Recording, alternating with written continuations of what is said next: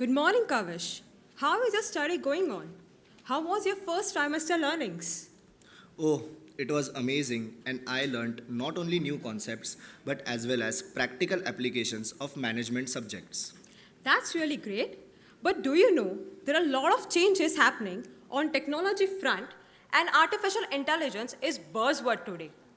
I think AI and machine learning have already impacted workplace and are definitely going to impact our careers and future. Yes, I agree, and that's why we are here today to present this National HR Summit on changing paradigms of professional landscape in rise of artificial intelligence. Good morning all. On behalf of MET Institute of PGDM, I, Kavish, and I, Nishita, welcome everyone to to the the National National HR HR Summit. Summit.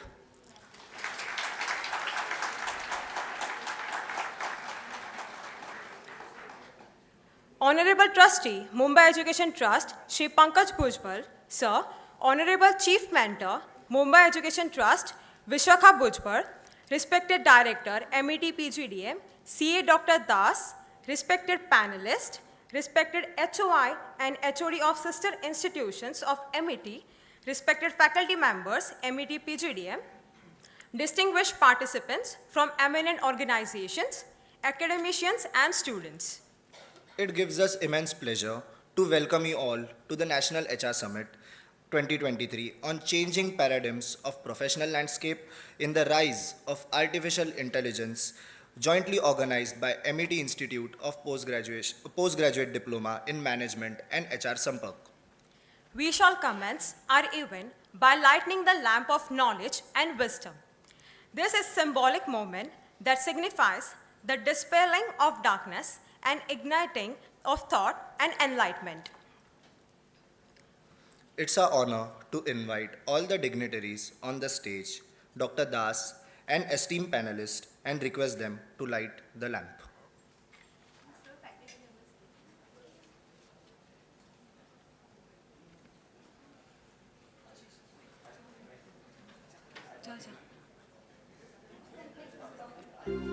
या कुन्देन्दुतुषारहारधवला या शुभ्रवस्त्रावृता या वीणावरदण्डमण्डितकरा या श्वेतपद्मासना या ब्रह्माच्युतशङ्करप्रभृतिभिः देवैः सदा वन्दिता सा मां पातु सरस्वती भगवती निःशेषजाड्यापहा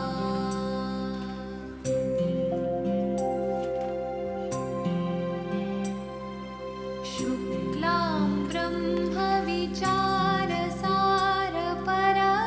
ब्रह्मविचारसारपरमाम् आद्यां जगद्व्यापिनीं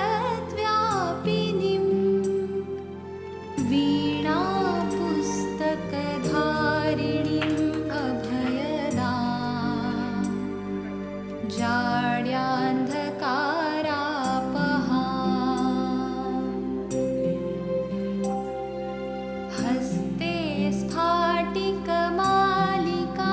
विदधतीं पद्मासने संस्थितां वन्दे तां परमेश्वरीं भगवतीं बुद्धिप्रदां शारदाम्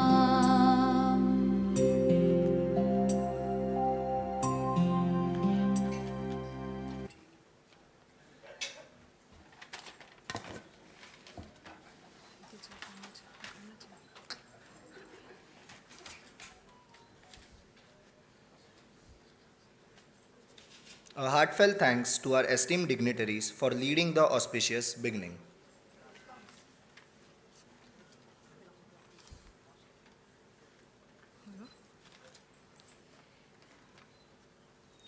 Honorable Trustee, Mumbai Education Trust, Shri Pankaj Bhujbal is an active social and political personality. His involvement in technical and academic programs of excellence in education has made him a visionary figure. Due to some unavoidable circumstances, our trustee, Pankaj Bhujbal sir, will try to shortly join us. In the meantime, my colleague, Mr. Kavish, will share his wise thoughts on this occasion. Greetings to all the dignitaries present here. National HR Summit collaborating organization HR Sampark, distinguished panelists from reputed organization, faculty, staff members and my dear students.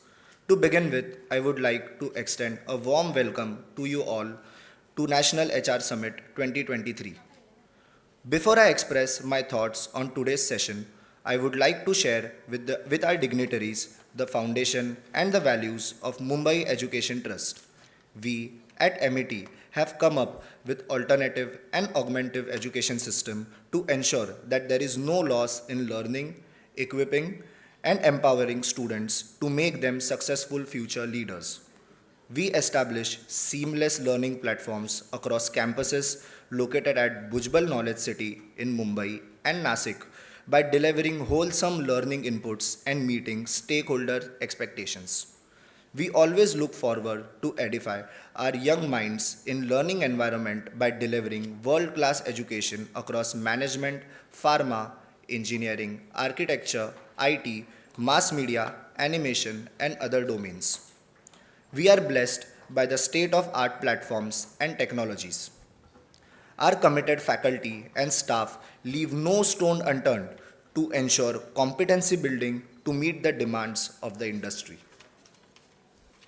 We are also building links and partnership with global players for carrying forward the dynamic learning processes at both undergraduate and postgraduate levels. We are continuing our focus on injecting the spirit of creativity and innovation in pedagogy of providing our students with solution-oriented and problem-solving learning platforms. You all have gathered here today for the National HR Summit. The next 2 hours will hone your skills and reassure those of you who may be understandably anxious about starting a career that is truly is a time in your life to learn and upskill yourselves while having something to look forward to and enjoy. I wish you all the best for your future endeavors in becoming successful managers and leaders of a brighter tomorrow. All the best and have a wonderful day and unforgettable years at MET. Thank you. That was from Pankaj sir. Thank you, Kavish, for sharing wise words of Pankaj Bhujbal sir. We invite our respected director of MET PGDM, CA Dr. Das sir, to address this gathering.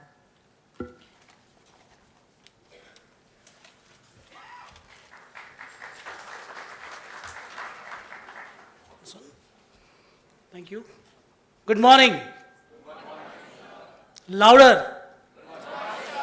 We are not artificial, we are real. Okay? Dear distinguished guests, esteemed dignitaries, and respected participants, it is a pleasure to welcome you to our esteemed institution, MET Institute of PGDM, for the National HR Summit, an event that exemplifies the significance of human resources in today's swiftly transforming workplace. I am genuinely privileged to host this gathering of some of the most brilliant minds in the HR industry who are going to engage and enlighten our students on changing paradigms of professional landscape in the rise of AI, artificial intelligence. Firstly, I would like to extend my gratitude to our Honorable Trustee, Shri Pankaj Bhujbal ji, and Chief Mentor, Srimati Vishakha ji, for their enduring support and encouragement in adopting innovative pedagogy for our management students. Without their kind support and encouragement, it would not be possible to bring innovation into the teaching and learning process. Thank you, Pankaj sir and Vishakha ma'am. I would like to extend a warm welcome to Mr. Ashish Banka, Curator of HR Sampark, distinguished panelists, HR professionals from esteemed organizations and other participants for taking out time from their busy schedule to grace this summit. I am thankful to panelists for the time dedicated to share their knowledge and perspectives with our student and industry participants. Met Institute of PGDM has always promoted innovation, expertise, and excellence. We genuinely believe that the success of any organization, be it in an academic institution or a business, is contingent on its human capital. And above, more important is educational institution, the pillars are their faculty and intellectual capital. The importance of HR professional has never been greater than it is today. You are the architects of organizational culture, champion of employee welfare, and developer of workforce productivity. This National HR Summit exemplifies the significant impact you have on the future of work. This event provides a one-of-a-kind venue for HR professionals, academicians, and industry leaders to gather together, share their experience, and map out the future. Artificial intelligence is no longer the material of science fiction. It is now a reality. It is already an integral part of our daily existence, from virtual personal assistants to smart home devices and autonomous vehicles. However, the impact of AI extends far beyond convenience. It has already begun to transform the nature of work and the professional landscape. I would like to highlight few themes, in my opinion, which are central to today's deliberation at this summit. AI is capable of processing and analyzing immense amounts of data at a rate that is impossible for humans, thereby enhancing our decision-making capabilities. Thus, rather than replacing human work, AI is increasingly viewed as a means of enhancing human capabilities. So not artificial intelligence, instead I will call it augmented intelligence.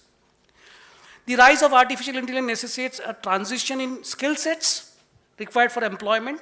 The value of skills such as data analysis, problem resolution, and adaptability is growing. In-demand skills include the ability to work with AI systems, comprehend their outputs, and make informed decisions. So what I see is AI should be used for making informed decisions rather than becoming a slave of AI.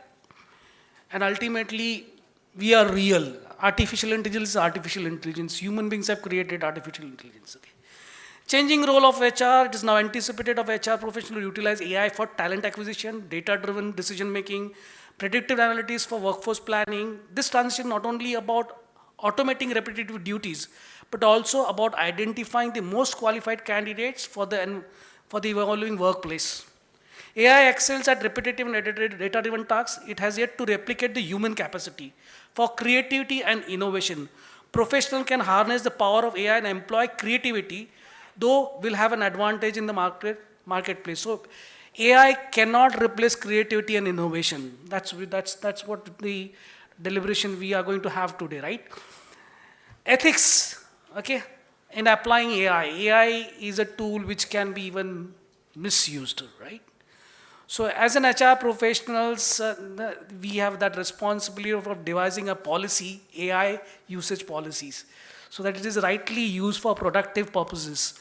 So professionals must comprehend the ethical implications of artificial intelligence and to ensure that these technologies are used responsibly and without any bias. So rise of AI has also facilitated gig economy as an increasing number of professionals offer freelance and remote work opportunities. This is another challenge area which HRs are going finding, because people are going for a gig economy. AI is easing many of your tasks, repetitive tasks. So AI platforms connect workers with initiatives resulting in a more adaptable and dynamic professional environment. So as we navigate these shifting paradigms, it is crucial that we adopt a proactive attitude towards this transition. AI is not an enemy. It is a transformational instrument. It is up to us as professionals to determine how we utilize this instrument to influence our future. The rise of AI is altering the professional landscape, but it does not diminish the significance of human expertise and creativity. We are on the cusp of new epoch in which the combination of human and artificial intelligence will determine the success. This National HR Summit is an opportunity to learn, network, collaborate, and spark change in the HR landscape. I encourage everyone to actively partake in the discussions, share their insights, and forge connections that may result in innovative solutions and partnerships. Let us embrace this change, adapt continuously, and ensure that the future of work is not a threat, but rather a beacon of opportunity and innovation. I would like to thank the organizing committee, the distinguished presenters, and everyone who have traveled to be a part of this important event. I have no doubt that this summit will be a resounding success due to your dedication to human resources and the dedication to advancing the profession. Thank you, and let's make this National HR Summit an inspiration and catalyst for the change HR committee and organizations we serve. Thank you. Happy learning, students.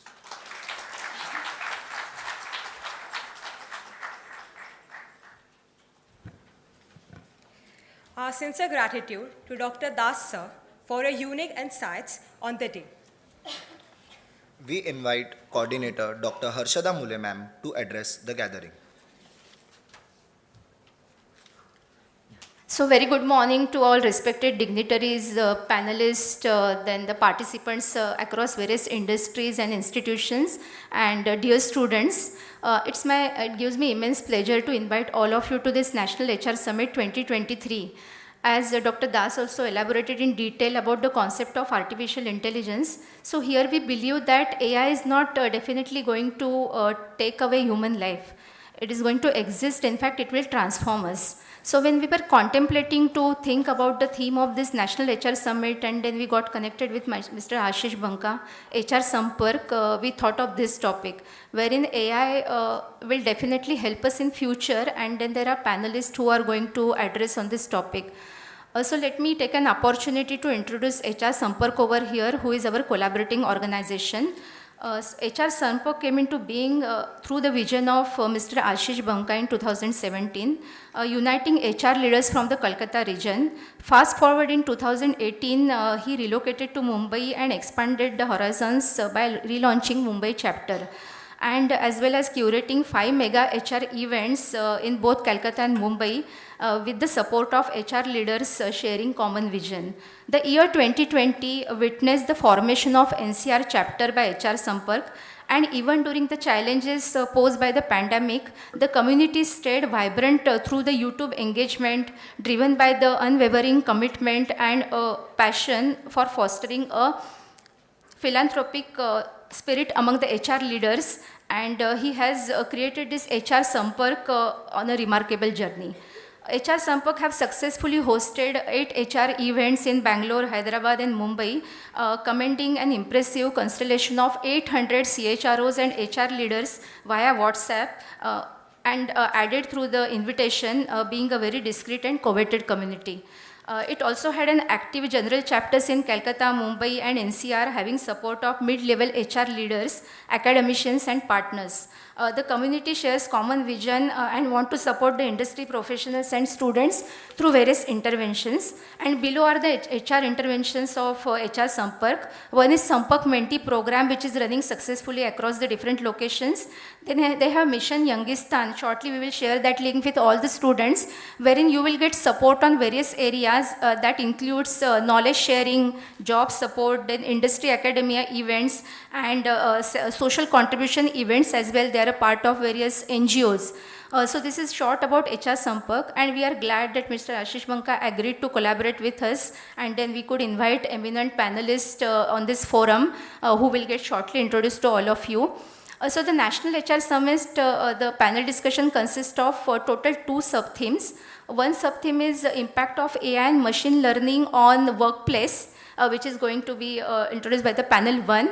And panel 2 theme consists of impact of AI and machine learning on industries and job roles, wherein we will invite panel 2 to understand their viewpoints on this topic. National HR Summit also consists of intercollegiate case study competition. That's what we thought to integrate this as a part of National HR Summit. And we are glad that across various locations in India, we got response of total 20 participants. Out of that, 10 were shortlisted on the basis of selection process, when we had round 1 quiz, round 2 abstract submission. And finally, there are total 10 participants from various colleges like HR College, then SNN Technology in Tamil Nadu. Then we have our own students as well participating in this event. So that will happen in the second half of the day, wherein the case study is more focused on AI and its impact on the workplace. So this is in brief about the National HR Summit, and we are thankful to HR Sampark for collaborating with us and providing us this opportunity to meet the panelists as well as various HR leaders across different industries and organizations. So with this, request anchors to take over and commence the beginning of this auspicious event. Thank you very much. Thanks.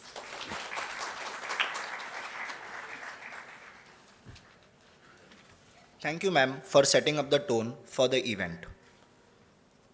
We invite. Now I request our panelist and Dr. Das with a small token of appreciation. Our panelist, Dr. Brilliant SK, Mr. Ashish Banka, Ms. Dev Deepika, Ms. Shilpa Pai, Ms. Veena De Silva, Mr. Sanjeev Lahiri, Ms. Anupama Pillai, Mr. Puneet Puri, Ms. Loli Vadasari, Mr. Tushar Desai.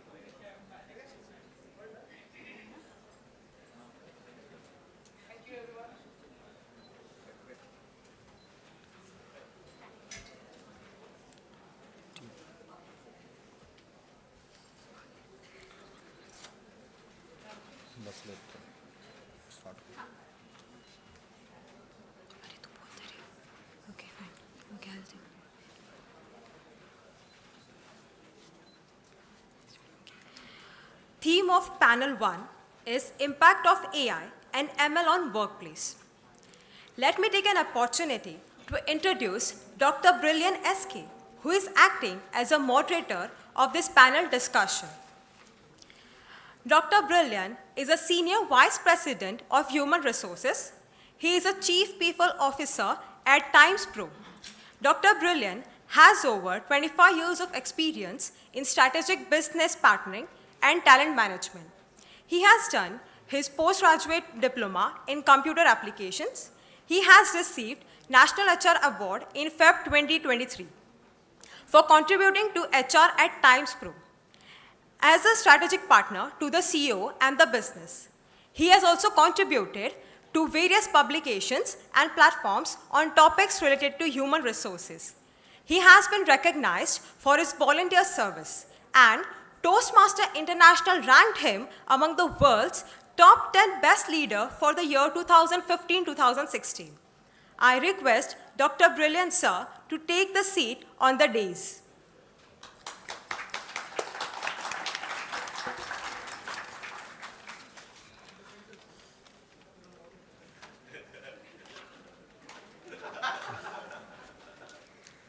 Let me take the opportunity to introduce panel members now.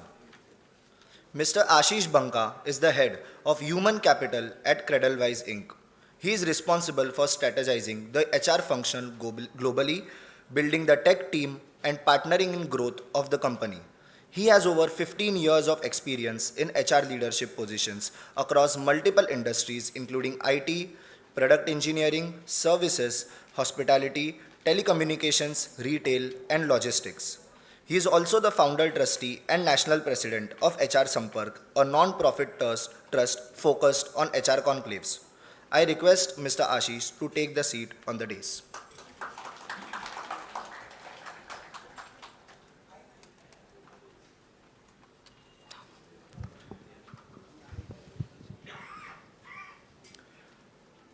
Let me take the opportunity to introduce our next guest, Ms. Dev Deepika. Ms. Dev Deepika is the Vice President and Head Human Resources, India and Sri Lanka at FinServe. She has done her Bachelor's of Science and MBA from University of Pune. She has also worked in KPMG as Director, Human Resources. She also holds a certificate of Professional Certified Coach from International Coaching Federation. I request Ms. Dev Deepika ma'am to have the seat on the dais.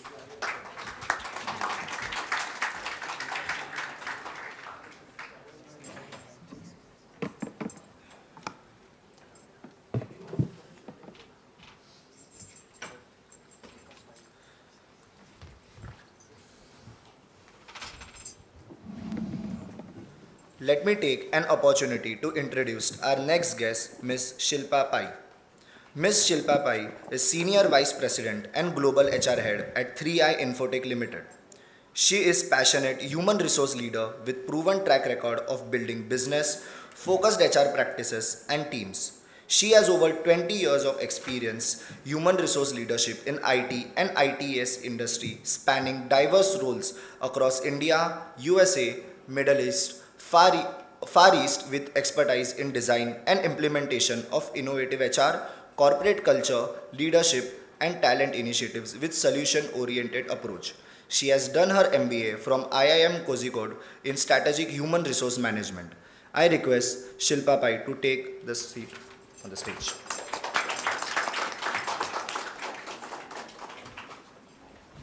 Let me take an opportunity to introduce Ms. Veena De Silva. Veena De Silva is a Senior VP and Global Head Talent Acquisition at Quality Kiosk. She is a HR leader with 20 years of extensive experience in HR management, of which 12 years is in the leadership role, ensuring HR strategy is aligned to business strategy and provide leadership for HR function to enable the business to achieve its goal. She has done her MBA in HR from Symbiosis. I request Veena ma'am to take a seat on a stage.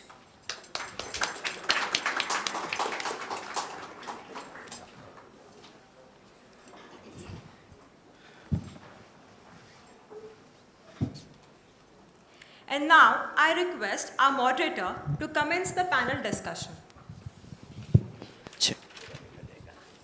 चुरा के दिल मेरा गोरिया चली. The song has now changed. If you read yesterday's headline, 2 elderly people had 4 crores as cyber fraud, identity theft, from churawing the dil to churawing money, thanks to technology and the fraud that's happening. It's difficult times that we are living in, right? Yes, no, thank you? It is. One thing that can help us all survive and thrive is navigating it effectively. And to navigate it, what's important is to understand how some of us are human beings, right? See, I can't hear a yes or a no. Yeah, so most of us are human beings. So we need to adapt, adopt, and become adept at leveraging technology so that we don't end up being slaves. We need to be masters. When we talk of technology, there are so many changes that have happened. I still remember long ago, Diwar picture, there used to be a dialogue. हम जहाँ खड़े होते हैं line वहीं से शुरू होती है. Because there used to be queues for movie tickets, for railway tickets, flight tickets. And today there is a different type of a queue. Online. World Cup, India, Pakistan, Ahmedabad, anyone? My friend was waiting for the window to open. As soon as the window opened, only 2 tickets available. Now think about the pace. Think about how technology has impacted all of us. Positive, negative, it really doesn't matter. But each one of us are impacted in a manner that we have never imagined. Long ago, in a land far away, when we did not have smartphones, smart TVs, and smart everything else, we were smarter. I still remember, in the early 90s, I would remember my friend's birthday, landline number, and a PP number. If you know what a PP number is a neighbor's number. In case this number is not available, you can call up that number. And today, if you ask me, I probably don't even remember most of it. It's always a calendar nudge which comes in one day before saying, Kal ye hone wala hai. And today morning which says, today it is happening. So we have so become dependent on technology and the changes that it's high time for us to understand how we can make the best of what's happening all around. Enigma, anyone? Enigma? Heard of the artist Enigma? Powerful, right? Those who have heard the songs. He was so visionary. You know why? AI. He thought about AI long ago. Little did he know that today we will have a powerful panel, superstars in their respective industries, talking about AI and helping us understand what do we do with this. It's not difficult.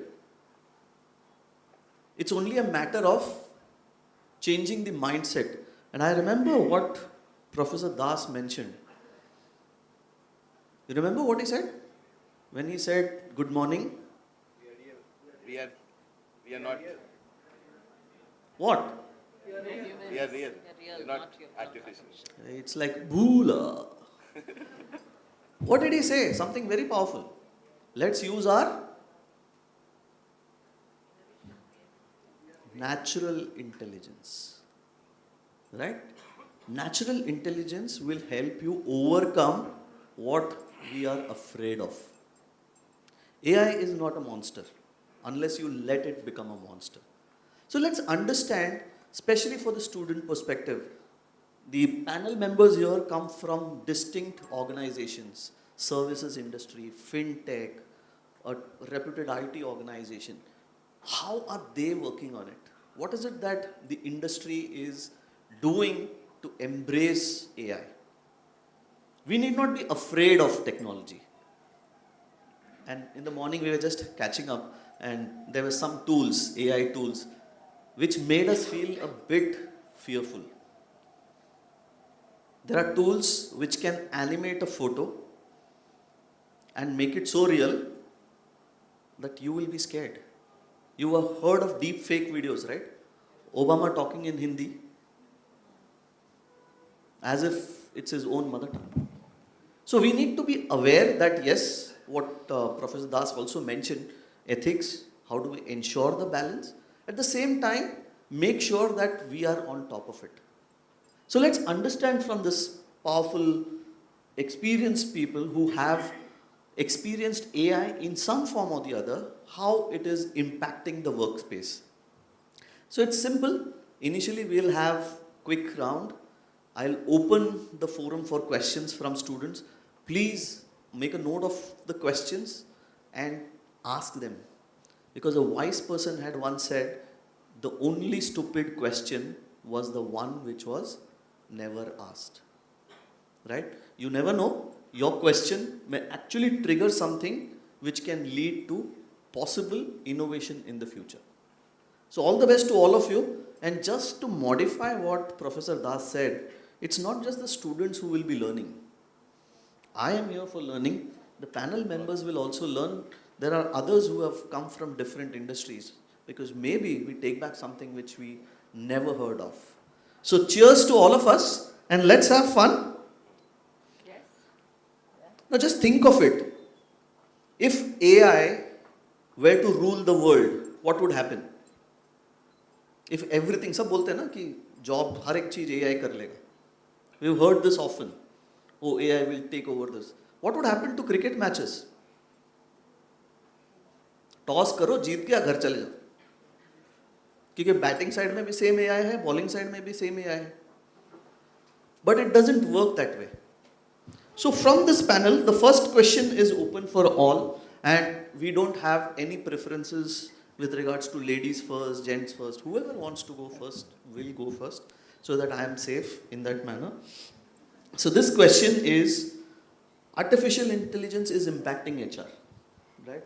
And from your personal experience, how do you think HR functions like talent acquisition, onboarding, performance management, and any areas where AI has positively or negatively impacted, and what is your personal experience from use of AI? Anyone can start. So we have Veena starting off. Check. Well, since I head the talent acquisition function, and in any corporate, it all starts with talent acquisition. So I thought I'll make the start today. So thanks, brilliant. And thank you, Mr. Das. You covered all my points. I have nothing more to say, to be very honest.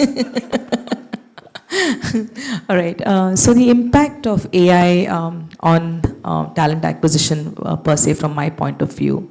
And there was a time I started my career with a company called Citicorp Overseas Software Limited. I don't even know how many of you even remember this company. It was called COSL, one of the big brands those days, then took over by Polaris, and you know. So when I joined them as a very junior person in the HR department, emails and all was just so new to us those years. I'm talking about 99, 2000. And we used to, take printouts of each and every CV that would come into the organization. Literally, I would have every day this big a pile of CVs, and end of the day, I would sit and scan all those CVs through the day, And Citicorp being a very big company those days, you can imagine the number of CVs that would pile on in a day. So from there to where we are today, where, I don't even look at a copy. I have a technology which tells me, for against any job description, what is the match score of a CV.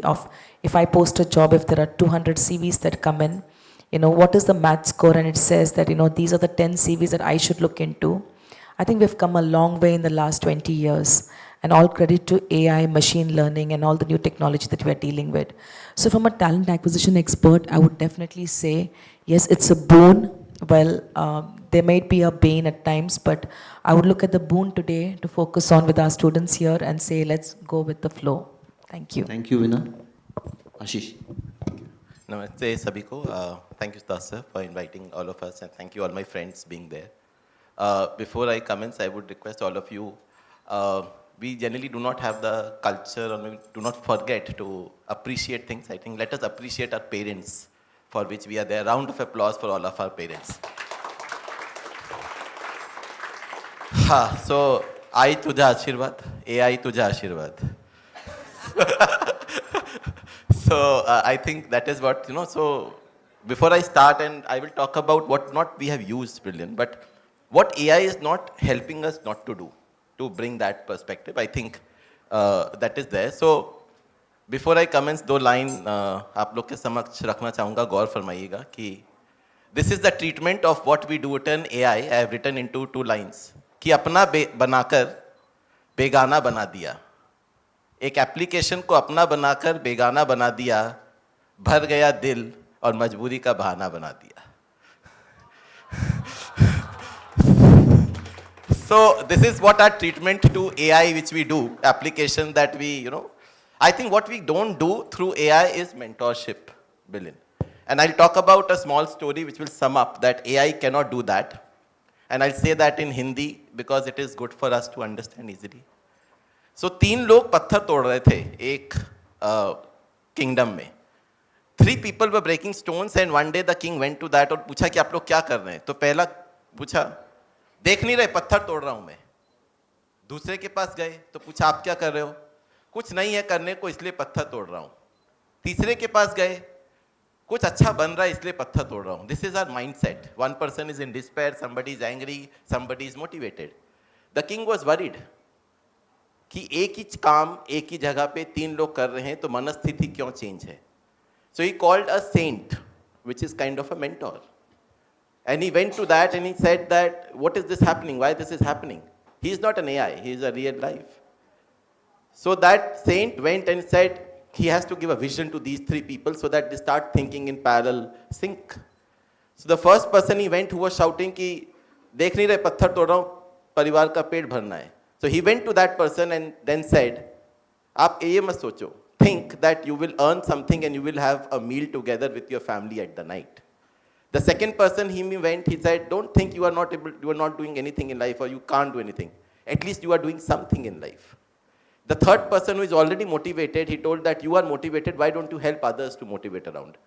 You will see these kind of thoughts AI will never teach us. They might teach us individual technology, but the spirit of motivation and mentorship AI cannot do. I think in our organization in Cradlewise, we have used, adding to in AI usage is we have used a chatbot which interviews people. We don't interview them. It analyzes the answers and it also analyzes the lip syncing so that they are not cheating. So this is what we are doing, Billion, and AI cannot teach us mentoring. So Absolutely. Thanks for that perspective. We'll come back to anyone. Didi? Hi, good morning, everyone. And thank you, Dr. Das, and thanks to the Institute for having us here.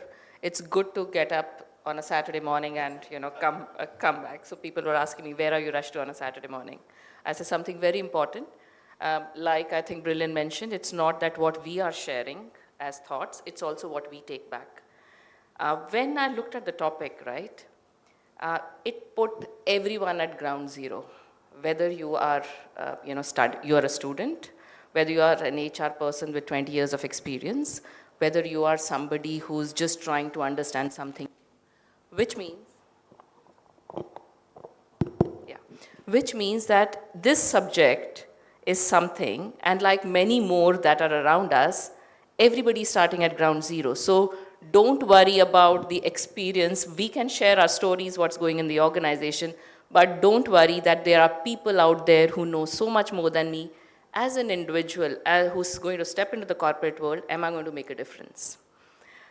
I think I'll share a story like all of us, and which obviously will take me back years, and many of you will be able to guess the age also. I remember when I started as a management trainee, my job was that I had to be in office by 9 o'clock. Why?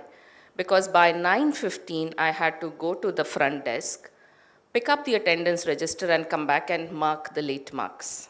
Whoever has come beyond 9:15, 3 late marks in a month and 1 leave would be deducted. Does any one of us remember clocking our attendance now in this manner? Right? And that time it was a job, right? I could think that, oh, if it gets automated, one of my job responsibility goes away, and is my job redundant? So the most important thing for us to remember is that whatever it is as a technology, AI, and we all went through the computers coming in, people getting worried, oh, if computer will displace me, I will lose my job. What happened? All these means are aiding us to become better humans, I would say, because we are bringing in the creativity, Dr. Das spoke about it, we are bringing in the human touch, that will help us explore this further. I take AI as a team member who will generate tasks for me, which are much easier, and Veena added that, somebody is just running through the profiles and giving a score and helping me out. I think Ashish also mentioned, take it as an extended team who's doing that groundwork for you, and now you just have to build on it. We will obviously, through the course of our discussion, will share on various elements, but I wanted for us to keep this out of our mind, that this is going to replace me or displace me. It will complement us. These are like your North Star, your navigating compass, which will give you those prompts, which will help you as a human build on these things as we proceed ahead. So I think with that, I'll hand it over to Shilpa. Thanks, Didi. Shilpa? Yeah, good morning, everyone. Thanks, Dr. Das, inviting us, and thank you, everyone. Early in the morning on Saturday, everybody is here. Yeah, in fact, I've never seen 8 o'clock in the morning on Saturday, but today, thanks. I could feel how the 8 o'clock in the morning looks like on Saturday. So like Veena, Deepika, she took me almost 20 years back from where we started, and I literally, went back 20 years back from where we started, where she spoke about attendance, she spoke about, physical resumes, yeah. But I think just not us, but I think even our parents, nobody knew that mobile technology would bring so much of, transformation, so much of technology would take over today. Like it was, like my mother-in-law was a banker in Syndicate Bank, and when there was, so she started talking to me, oh my God, the computers are come, I don't know how long we are going to survive. But I think over a period of time, I think everybody got so much, in fact, it only created new jobs in the market. So it was a time where people thought that, okay, when the computers are come in the market, we are all going to lose the job. But no, it has only updated all of us. And I think one thing we shouldn't forget, that artificial intelligence also is created by the real humans. So I think artificial intelligence is good. It helps us in our corporate world, it helps us in automate a lot of our processes. I think it helps in improving the employee experiences. But I think we should also not forget the fact, like the critical thinking, problem solving skill, this can never be replaced by artificial intelligence. And I think as a student, I think we should keep leveraging on the education and the experiences to remain focused on these skills. Critical thinking, problem-solving things, and this is something which will never be replaced by artificial intelligence. Today, I think, considering this data-driven world, in fact, we use a lot of. It was a time where we used to use all of these Excel sheets, and but I think it was a time where suddenly there was something called as conversational AI, and then when this ChatGPT launched in. So everybody started talking about ChatGPT and taking, in fact, my son who is studying in United States, so he's doing his engineering, and he started telling me, Mama, don't worry. I think this ChatGPT is everything that I do my assignment, I refer to ChatGPT. And he tells me that, if you, there are many times in the office I struggle with so many things. He said, don't worry, Mama, just go on the ChatGPT and it will solve your problem. So there is so much of information that is fed, and this information is fed by all we humans as well. So today we use a lot of predictive analysis, sentiment analysis, to do a lot of analysis within the organization, and this actually helps us in making the right decision. So I think we should embrace all this new technology and the transformation that is happening, while we shouldn't forget that there are certain skills which would never replaced by AI. So that's my take. Fantastic. There was a rap song, PPAP, pen, pineapple, apple, pen. Right? So if I look at what the panelists said, We started from printouts, went to parents, we went to attendance, and Shilpa closed it by the positive elements, PPAP. So AI is like PPAP for us. And I am feeling like the jailer in Sholay, आधे इधर, आधे उधर, बाकी मेरे साथ. And this reminded me of a conversation in the morning with Suashish that I had, saying AI may not really give you exactly what you want. And if I loop back that conversation in right now to what the panel members also mentioned, AI thrives on what you feed. It's about the human element of making it learn effectively. I am not sure, but when Ashish spoke about mentoring, I'm expecting probably 2 years or maybe 6 months down the line, there could be a concept where AI will also learn to be a mentor. But that means natural intelligence needs to help artificial intelligence become better at providing these solutions so that, as Deepika mentioned, do things which are creative. I don't want to be that person who's looked down upon by everyone who says, "Sala attendance muster leke chala gaya. मुझे आज late mark लगेगा." Right? HR professionals specifically have always been on the side of getting hit on these elements because we are the gatekeepers. And every time we try to enforce anything, these challenges come in. But when we bring in AI with an element of learnability, that is when life will change for us. So this brings me to the second question, and probably Shilpa and Veena, you can take a dig at it. We all know that it's inevitable. There will be integration that will happen. And somewhere down the line, we as human resource professionals need to understand what are the key elements that we need to be aware of and factor in, specifically in areas of, let's say, talent attraction or promotion and compensation and benefits, to make sure that we leverage the power of AI. Any thoughts? We'll start with you. Shilpa, you want to go first? Okay. All right. So, what one needs to be aware of, all right.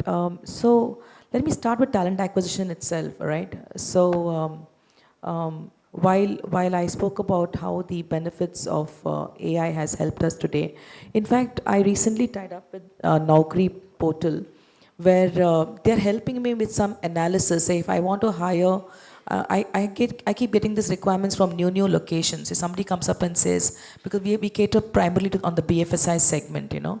So somebody comes up and says, "Abhi Chennai mein mere ko 20 log chahiye."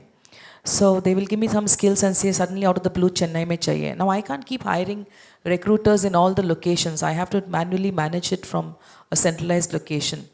But with AI, thanks to AI, I have a tie-up with Naukri where they tell me, saying that if you want this particular skill, while the skill is coming at this cost in Chennai, but if you look at some neighboring locations in and around Chennai, it'll come at maybe half the cost to you, you know. So if my GP, the gross profit or the gross OM has to go up, it makes more sense for me to go and hire from these neighboring locations and increase my GP, because it's a small project, you know. It may last for 1 year or so.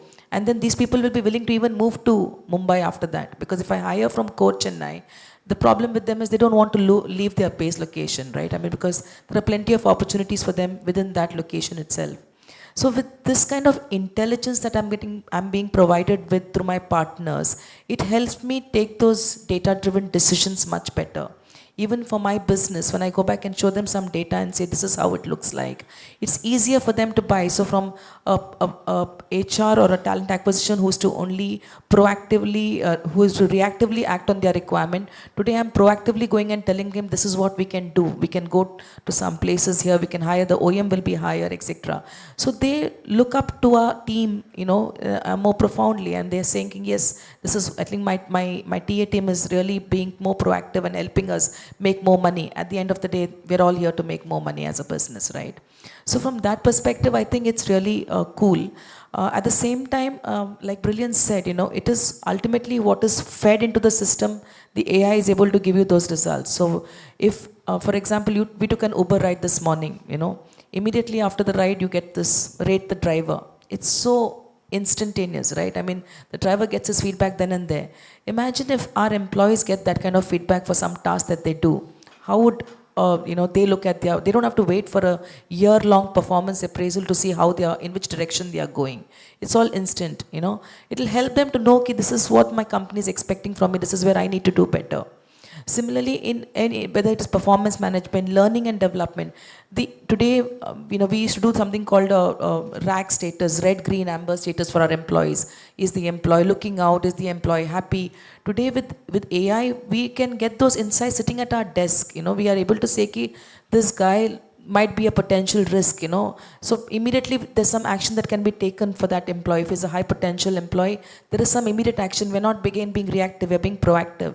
So some of these indications has really helped us to, raise the red flag at the right time, and in other words, help the business retain their business. So I would say it's always been a boon for me. I wouldn't talk much about the bane. Go ahead, Shilpa. Thank you. Shilpa? Yeah, thanks, Veena. I think you have covered from the recruitment perspective, but with this technology, evolving, I think from while Veena spoke about recruitment, I think it was a time where, we had so many people doing so much of operational work. But today with AI, it actually helped me in optimizing, the people and their time productively. So even when it comes to onboarding, so after recruitment, since Veena spoke about recruitment, when it comes to onboarding, it was a time where we had while we have offices in different locations, we have 2-3 people doing onboarding, calling everybody centrally. But today, I think with implementation of the technology, I think everything is become, though we are losing a little bit of human touch, but I think we are also improving the experiences of our people. So while Brilliant also spoke about all of this compensation and promotion. So today, the way we are using technology basically is, performance management system. It was a time where, we used to use those Excel sheets, going to every manager. But today, we have implemented a system which is giving us so much of productivity. We don't when we implemented this performance management system, there's a lot of lot of data which is fed into the system. Today we don't have to go and follow up with the respective managers. There are something called nudges in the system itself, where it will keep nudging you to fill your form, complete your process. So which actually saves our human resource time, so that we can utilize this time productively. Same way in terms of, there is so much of data that goes into the system that, while we talk about biasness, promotions, compensation.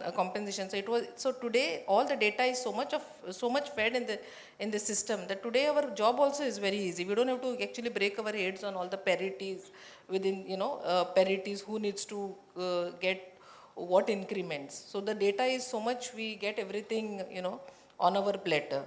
So I think with the change in, the way what we were working 20 years back and 20 years from now, I think we also have upgraded ourselves, and today even in terms of learning and development, I think we for this training need analysis, today we don't need to really sit and spend our time. In fact, we have recently we are at a very nascent stage, but our organization have adopted artificial intelligence in terms of learning and development, and where there is so much of time which was spent in training need analysis. Today we don't have to really spend that time. We get all the information, and that too, it's a personalized training needs, who needs to upgrade it on what skills. So I think these are the few things from my side. Brilliant. I just wanted to add just one more point. When Shilpa spoke about onboarding, I recalled, many of us have worked in multiple organizations. One of the most tedious and the most painful process when we join any organization was that hundreds of form filling when you join that, It used to be so, and the same information repetitively asking before joining, after joining. It was just be terrible, trust me.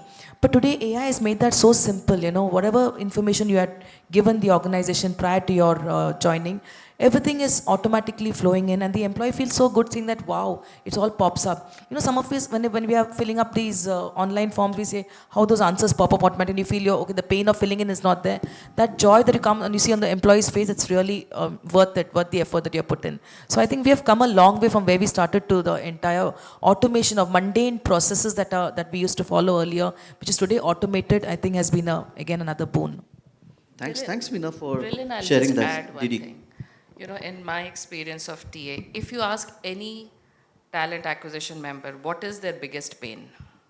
Any takers? Sourcing CV. Offer dropouts. Offer dropouts. I've made an offer and that person goes away, right? So, and what is the immediate answer that comes to it? Were you in touch with the person? Were you getting any signals? Did you give him enough inputs about the organization? Did the manager speak to you, to the candidate? So what can AI do here? And I'm seeing it in bits and pieces coming here. Those nudges not only for the employees, but also for the candidates. It could be that our company won an award globally. Is this information going to all my candidates at the same time, right? How is it that I'm keeping the interest on with this person, with this prospective employee, to ensure that he or she joins the organization, combined with the human touch? The recruiter can once in a while pick up the phone and say, I hope you got the information. How do you feel about this organization? Do you think you would be able to contribute to the next innovation challenge that we have? Or the hiring manager or the manager himself, right? So this is the way where it's going to complement and not really replace, and then take it forward and ensure that my offer dropout rate reduces a little. Even if it is just say 1 or 2%, it's a big help. In fact, Deepika, on that point, sorry, Brilliant, I just want to add to what she just said. It not just, so while you're sending the nuggets, the AI actually tells you, so if you have sent them, say, across 10 different articles, the AI will actually tell you how much time that candidate has spent in looking.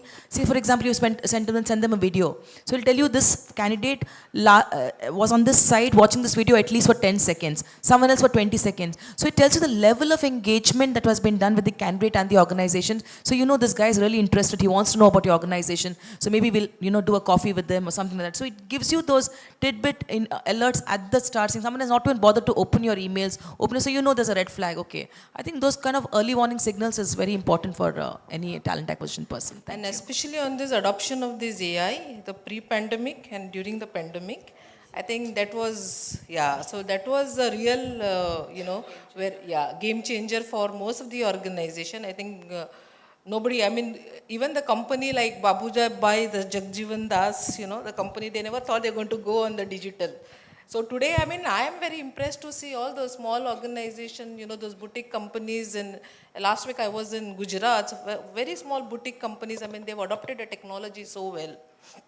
So I think, So it's imminent, and DD touch to dukti rak pe haath rak diya, offer dropouts, and I'm sure every talent acquisition. Tell me about it. Aaj to chhod dete yaar, Saturday ke din pe. But reality is, if we look at it, the world is shrinking. Accessibility is important for everyone. And with accessibility, we need to remember that data is the only thing that can help us decide. It's not like Rajkumar coming up and saying, इनसे मिलिए, ये है सूरज, ये कल से तुम्हारे factory manager है.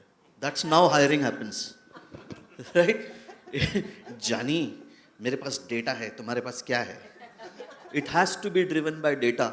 Be it talent acquisition where you get intimation, be it offer dropouts or sensitivity about, is the candidate really engaged with you and your organization?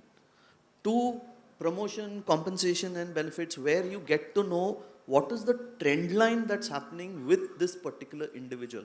Otherwise, अरे लाल शर्ट पहन के आया यार, इसको आज rating 4 दे देता हूँ. I like red color, so this person is good. From being biased to data-driven decisions is what is helping us as HR professionals. And I think a very powerful insight coming in from the panel here also brings us to one new reality of life. We started it off in our organization as hybrid work, right? मज़ा तो लगता है, but on-ground reality is is much, much away from what we think as the best case scenario. I have people crying and saying, please mujhe office bula lo. And there are people who say, yaar mujhe roz mat bulao. Now it's a catch-22 situation. That brings me to the next question. With the rise of, and Ashish and Didi, you can probably take a dig at this. With the rise of the hybrid or probably fully virtual organizations that are coming in, AI-driven workforce management will become the essence of every organization. And it's important for us as HR professionals to understand how do we maintain engagement with the employee or the staff? How do we ensure well-being? We often forget this element. So maybe, based on your experiences, if you could share. AB. Sure, Bill. So, did you touch about offer dropouts? And I will just say 2 lines before I move on to the question is, all of us who have been in TA professional and aspirants who are there in the, in the students who will become HR professionals, they will start from TA. That's the basic which we all start from. So every pain of a TA is like, for talent acquisition leaders, all of us is, अजीब तरह से चल रही है जिंदगी ए वक्त सोचा कुछ किया कुछ हुआ कुछ और मिला कुछ. So that's how that story of talent. I think for our organization, as a hybrid, we are a manufacturing tech product company. We manufacture a baby crib in Vietnam. The tech is based out in Bangalore, and the hardware working goes on. And people have to come. Like hardware team has to come to office. There is no work from home there. For the software team, they have a liberty. But for an organization, when we look at from a larger perspective, we have to bring uniformity. So we have done a hybrid working where people can come 3 days work from home and and then 2 days work from office or vice versa. What is? But when we look at when I look at my CEO's intent, who is based out in US, she says that why people are not coming to office. There are hospitality, there is hospitals. David is there from St. Regis, and people. We can't afford, these segments can't afford work from home. What we are trying to do is, are we looking at organization specific through AI, or are we looking at from a generic, rule book, how we design for a people leader? Like Sanjeev is there, manufacturing, we cannot afford work from home. So here what we think is, as people leaders, while we mitigate our organization that what should be to functionalities, what we follow, I think the most important thing which we should do across is embracing and knowing the technology. We have discussed in last half an hour that what are the side effects of, but how do we know this technology? What is the source of this technology? In Bangalore, since I'm based out, there's a lot of tech summits happen. I came across 2 very important technology interventions which I like to share. Our pain, there is a company called Open Offers. Open Offers is a company which is developed an AI tool which partners all the companies under one roof. It gets tagged to our PAN card, and if we have as a candidate got an offer, they can mark that during that period of notice how many offers he or she is getting. So, because if you and me, like FinServe and Cradlewise partner, and if your candidate is coming to I will prompt that we have offered. Second, on medical, I think we have come across, there is a device in Bangalore which is under prototype. It can detect heart attacks. As you wear that locket, before 15 minutes of any heart attack, it starts beeping. And I've seen that. I'm saying technology over the time has evolved not to only in our professional function, but also in the personal space of health as well. And most importantly, as professionals, that some technologies will get obsolete. It has already got obsoleted. Some will get obsolete. Some will come as new. I think what we need to do is keep aware of what is happening. Because sometimes for HR leaders like us, it's very difficult that my CEO from US comes back and say, hey, that this technology has come. And when she feels that I do not know that, there is a minus point which we leaders have got. So I think that is what awareness of technology, we might not use it, but awareness is important. Or to end with, before I hand over to Didi, is 2 lines on the AI which will get obsolete is, हमारी जवानी हमी को पता है. ये कुछ लड़कों के लिए भी है, तो तारुफ फरमाइएगा. हमारी जवानी हमी को पता है, बर्बाद जवानी हमी को पता है. लोग कहते हैं जिंदा हैं हम, बट कैसे हैं जिंदा हमी को पता है. Thanks. GD. Thanks, Ashish. Um, when Ashish was talking about the workforce management and the hybrid, um, it is never an organization which will say, okay, we are, 4+1, which is 4 days in office or 4 days at home and one otherwise. It is very much to the role that you are playing.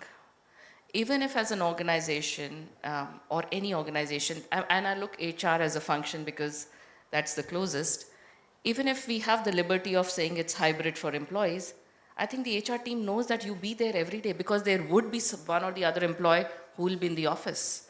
So in my mind, HR is a function which cannot be really hybrid.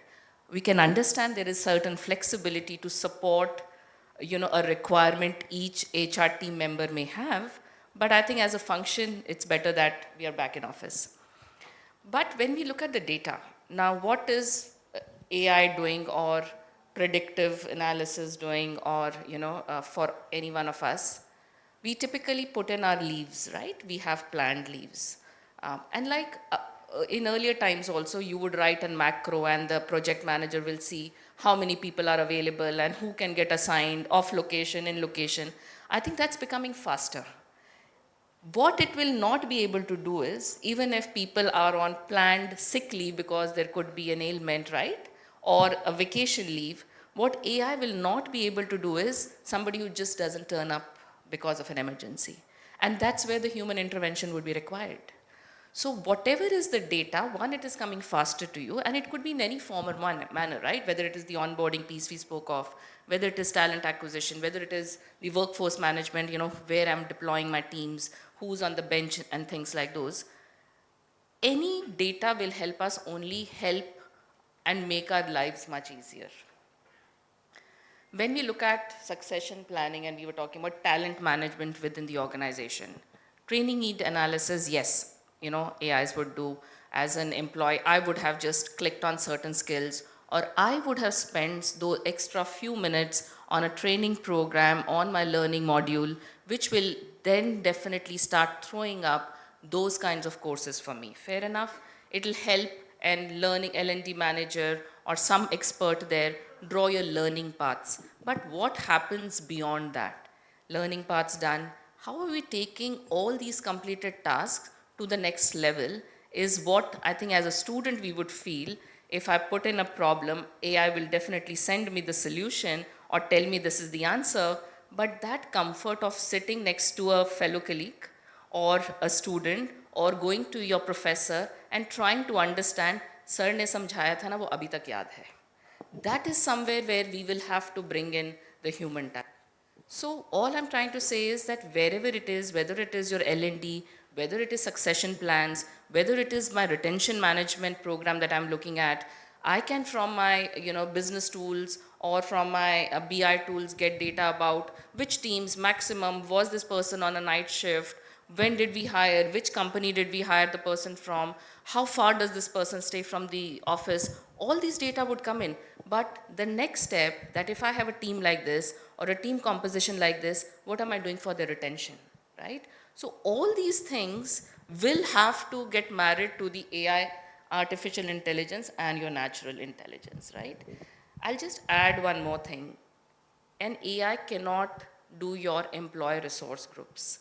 And I will just quickly cover that. An AI cannot do your CSR initiatives, right? So if I feel that I have some more time and I need to also find my hydrating spots in my day-to-day job, which keep me happy, right, would be extending myself to the communities, being part of an employee resource group, could be a women impact network, could be due to disability network, or whatever it may be. That is where we will start investing more. So I think as a community, as a global organization, or as a global community, AI will only help us become better human beings as we progress. Thank you so much. It just reminded me, and she spoke about Uber, Didi spoke about how personalization is important. Think about Uber. If you're stuck, there is no person you can call and talk to. It frustrates you so much. I don't know how many of you have had that experience, but for me, talking to a person is important. वो भले मुझे गाली देगा ना, मुझे अच्छा लगेगा. But at least I know there is someone who's out there listening to me. And taking one element and cue from Uber itself, Uber is now developing an AI-based system which will help enable track the entire rider-based system to say, okay, Brilliant has been traveling to this location almost 2 times every week using Uber.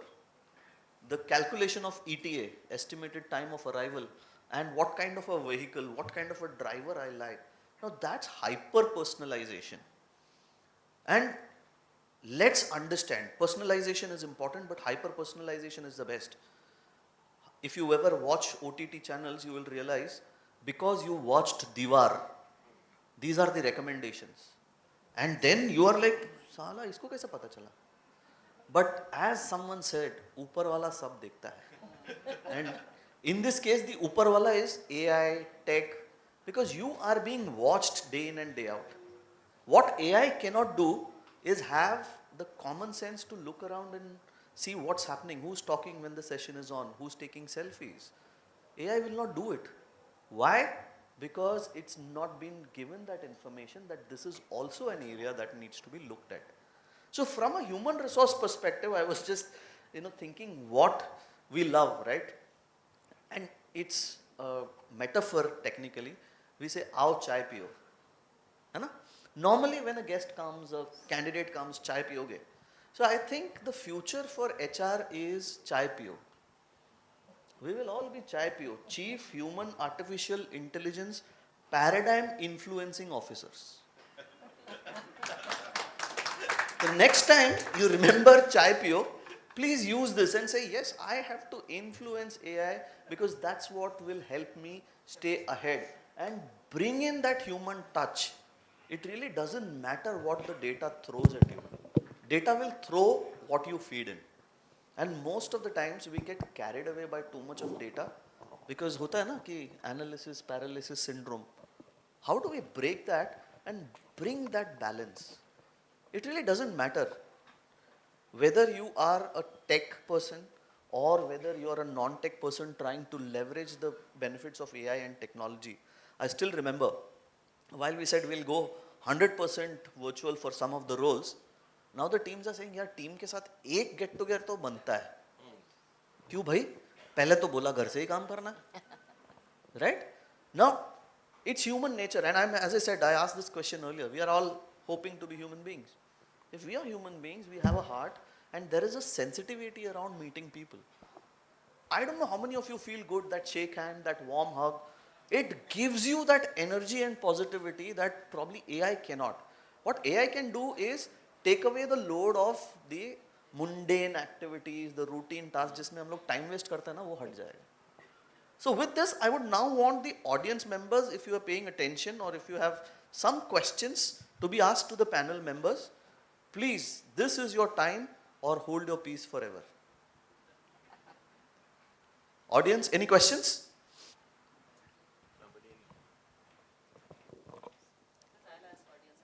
Yeah, that's a good one. So we will reverse it. We will ask you a question. Anyone? Somebody who's raised his Yeah, there's a hand here. You want to pass on the mic, please? Yeah, there's a mic. Please identify yourself, your name, and ये लेके जाओ. देखो technology के इसमें ना बड़े-बड़े देशों में ऐसी छोटी-छोटी बातें होती हैं. हेलो टेक्नोलॉजी हमेशा फेल होता है और तब ह्यूमन इंटरवेंशन काम आएगा जहाँ पे we will use something like this. If we left it to AI, probably you would have not got an opportunity to speak. Yes, please. Hi sir, this is Rishabh Dikshit here. I'm a student from PGDM department, marketing specialization. I had a question for Ashish sir. Ashish sir, you had mentioned about a company called Open Offer, right? Wherein you mentioned that candidates, basically the companies who have provided them the offer letters, probably get a prompt of, what sort of offer that they have given out to the candidate. So just wanted to know, would that be a problematic situation for the employee? Because let's just say right now, employee goes to an organization and probably negotiate on the fact that they already have an offer letter in hand, right? Apparently, what if it happens that the HRs which are prompting this might actually pay less in order to of what capability does he already have? Might that be a chance like that? No, not really. See, end of the day, what happens, HRs have already been squeezed a lot in terms of salary during the COVID and post-COVID. So we are like, generally what happens in compensation, when you look about the tech, specifically this is done in tech, not non-tech. In tech, what happens, like the candidates will tell HR, oh, HR kal aana. So that's how they do. Just to mitigate, some AI technology came to save us.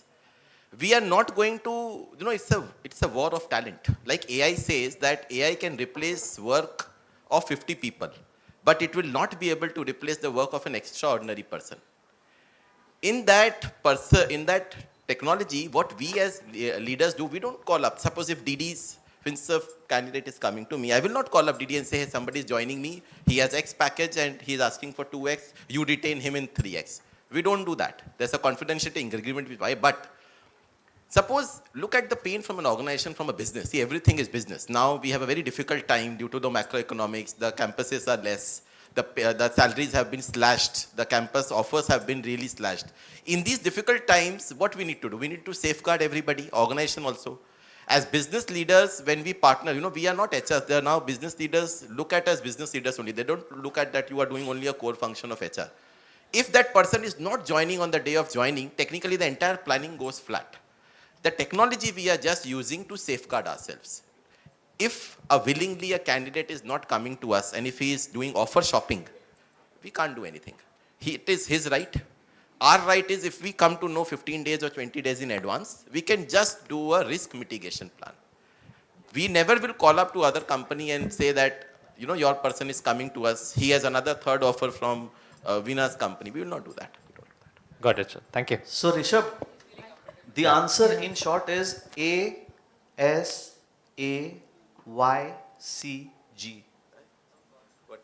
As sharp as you can get. Right. It sir. depends on the candidate also to make sure that it doesn't get influenced. And anyway, the person has resigned from the organization. So there is very little that the organization will have an impact on the employee. So don't get afraid of it. If you really want to jump and offer shop, it's a choice, but not encouraging you to do that for sure. We had someone here. Yeah, please. दौड़ के जाओ और भाग के आओ. Thank you. Okay, so very good morning, everyone. Am I audible clearly? Yes, yes. Okay, so my question is big pain. Your name? Okay, I'm so sorry. Actually, in excitement and seeing all the people, I just forgot my name. Okay, so okay, so hello everyone. Myself Anu, and I came from Surat, and I'm working as an HR and talent acquisition in Kamaldhari Infotech. So my question with the talented people of having a lot of jewelries of experience in this HR domain. See, right now in a current scenario, as I'm working in an IT company, we used to face, and even I think all the HR has used to face this problem. The main concern is like candidates are doing a lot of window shopping, which is a very common criteria. So, and one thing is a window shopping. Another thing is that for any open position, we have, as an HR, if we are getting any opening, we used to set a budget. Like, ye budget mein hi banda chahiye. This is the common, right? Management used to give to the HR, कि आप इतने में ही लाओ, इससे ज़्यादा नहीं करना. Try to negotiate and do, right? So that keeps on hitting the head. Getting the right candidate, which is getting who or she is having a right technical skill to match with the company requirement of the particular profile. Other thing is that behavior point of issue, attitude point of issue. So you have to manage all the criteria in one person, and you have to deal with the same budget. Okay? And the most important thing, nowadays we especially used to come like having a 3 lakh package, asking for 12 lakh, 7 lakh. But I came across many candidates who are not that much technical, good, but they want package. And I asked the question, why you calculating, how you calculated 3 lakh ka LPA, you're asking for 7 lakh or 5 lakh. How you calculated that CTC? My simple question was that with the candidate. And he was like, itna to chahiye na, itne saal kaam kiya to. But what I want to hear, you whatever figure, if I'm going to join any company, definitely company asks, what value you add for the growth of the company. Then only we used to hire. Obviously, it's going to grow the company. Then only people have new openings, going around, getting more payments, getting more people in your team. But this is a major challenge, which I think every HR nowadays are facing in their particular profile, and working with hiring the right people and getting the work done with the limited budget, with the limited of time, and especially the ratio and the people. Because one wrong hiring can, ruin the entire team. And that is a big call. Again, HR is going to be blamed कि यार ये wrong hiring हुआ. But वो ये नहीं देखते कि 10 में से 2 wrong है या 1 wrong hiring हुआ है. But बाकी के 9 तो अच्छे हैं. At least वो technically भी अच्छे हैं, behavior point of view अच्छे हैं, team leader में अच्छे हैं, leadership अच्छी है. वो quality कोई नहीं देखता है. So this is somewhat I fail to have a question with talented people in front of me. Okay, so Yeah, I can take that. Brilliant. Maybe if others want to pitch in. First of all, Anu, you're damn cute. All your woes and cries are every recruiter's cry. So I think all my forge of recruiters would say the same that you would, what you're saying today. So yes, budget is a constraint, and employees candidates coming and asking for, there's nothing below 40-50% hike that we're seeing today. That's minimum that people are asking for. And this question comes up time and again, sometimes a candidate is within the budget, but my management will ask me, why are you offering them 70% hike? I'm like, what you got to do with it? I mean, it's still within your budget. But we have these dilemmas, even with it, sometimes within the budget, sometimes outside the budget. How do we manage these in this crisis? Plus, at the same time, you can't have a revenue loss, because even if this person is delayed by 1 day, then that revenue loss hits my team, it says. So it clearly shows that because of me not hiring, there's a revenue loss of X per day, which gets multiplied on a daily basis. So I have to be cognizant of that as well. So in all this dynamics, how do we manage? So one good thing that my organization has done is that, generally, typically TA, talent acquisition, is part of HR. But in this particular organization I'm working for, talent acquisition is now reporting into the COO, and it is clubbed with the RMG team. I'm sure many of you know what's an RMG team. It's called Resource Management Group. So basically, RMG takes care of resources internally, and I take care of resources externally. But we form a one team together. So when I have challenges like this, where the budget is really a constraint, because market analysis clearly tells you what is the budget, and if our resources are not coming within that budget, because we have to maintain a particular OMGM, which I spoke about earlier, then what we do is upskilling, cross-skilling, or internal rotations. We focus more on this. IJPs, we roll out IJPs, internal job rotations, or the RMG proactively will say, fine, if you need a senior test engineer, I will push a test engineer who is working with us for the last 2 years to that role. Let's promote these internally, so we can manage the budget within that space. So one, it gives a career growth to the internal employee, and he's not going out looking for a job, making him happy and satisfied. 2, I'm managing my budget smartly. And at the same time, I'm able to give him a replacement for that test engineer, the junior role which he has just moved away, because that is easier for me to fulfill. Plus fresher deployment. Today we are focusing a lot on training freshers to manage the pyramid, because that's the only way cost can be optimized. Because like you rightly said, and his question to that extent, during COVID, there were offers, it was flashing on LinkedIn. There was one guy with 11 offers. I mean, it's ridiculous, right? I heard his offer went from 2.5 to 22 lakhs. Micro focus was a skill he had, and it was a 1.5 years of experience. I mean, there is no stopping to anybody. Who wouldn't want money? I mean, this at some point your ethics go for it doesn't matter anymore. It's money is flowing in, so the employee will say, 4 साल कमाएगा, उसके बाद देखता है क्या होता है. I asked him what happens afterwards. बाद में देखेगा. They don't care. They care two hoots about what you think about them. This is my problem with any interview I do. Why are you asking for 70%? To your question, why are they asking that amount? Straight away calculation. Years of experience multiplied by 2. That's the calculation they're asking for. I should get this much, So it is difficult, I agree. But since we have a collaborative effort with RMG and the learning and development team, we focus a lot on upskilling, cross-skilling, and internal rotations along with IJP to make sure that we are managing the budget. And we look at overall project budgets. We don't look at individual budgets at time, because sometimes you have to go ahead and give them that because you're desperate to get that business. You don't want to lose the revenue on the dollar on the table. So hence, you have to play with multiple factors, and hiring from these other, like I told you the example of Chennai earlier, hiring from neighboring locations, maybe where they don't have opportunities, giving them that opportunity, and we had done away with bonds, to be very honest, but lately we have started calling it something else, a fancy name, missing commitment, But at the end of the day, it's the same thing, because freshers, within 6 months, they run away to other organizations. After all the training that we have done, they run away to other organizations at but much better packages. So today we are trying to enforce a few things just to make sure that we are maintaining our margins and budgets. Prenuptial I'll, agreement. I'll just add something to what Veena said. Anu, one, don't get disheartened, okay? This is everyone's story. Yeah. Secondly, you can only control things that are in your control. You can't control if the candidate runs away, if your manager doesn't sign off a higher budget, or there is a behavioral issue. I think the most important thing is that every time when you are doing this, are you keeping your communication channel open with the hiring manager, open with the management, open with that team where this person is going to get placed? Because whatever you are talking about is not what Anu is creating, right? Is not what the recruiter is creating. It is the individual who is the candidate plus what the environment is like. And we are all part of that open system. So what Veena is saying, if you use these, whether it is a fresher hire, whether it is an IJP, whether it is, internal mobility that you may want to call, use these tools to find a person.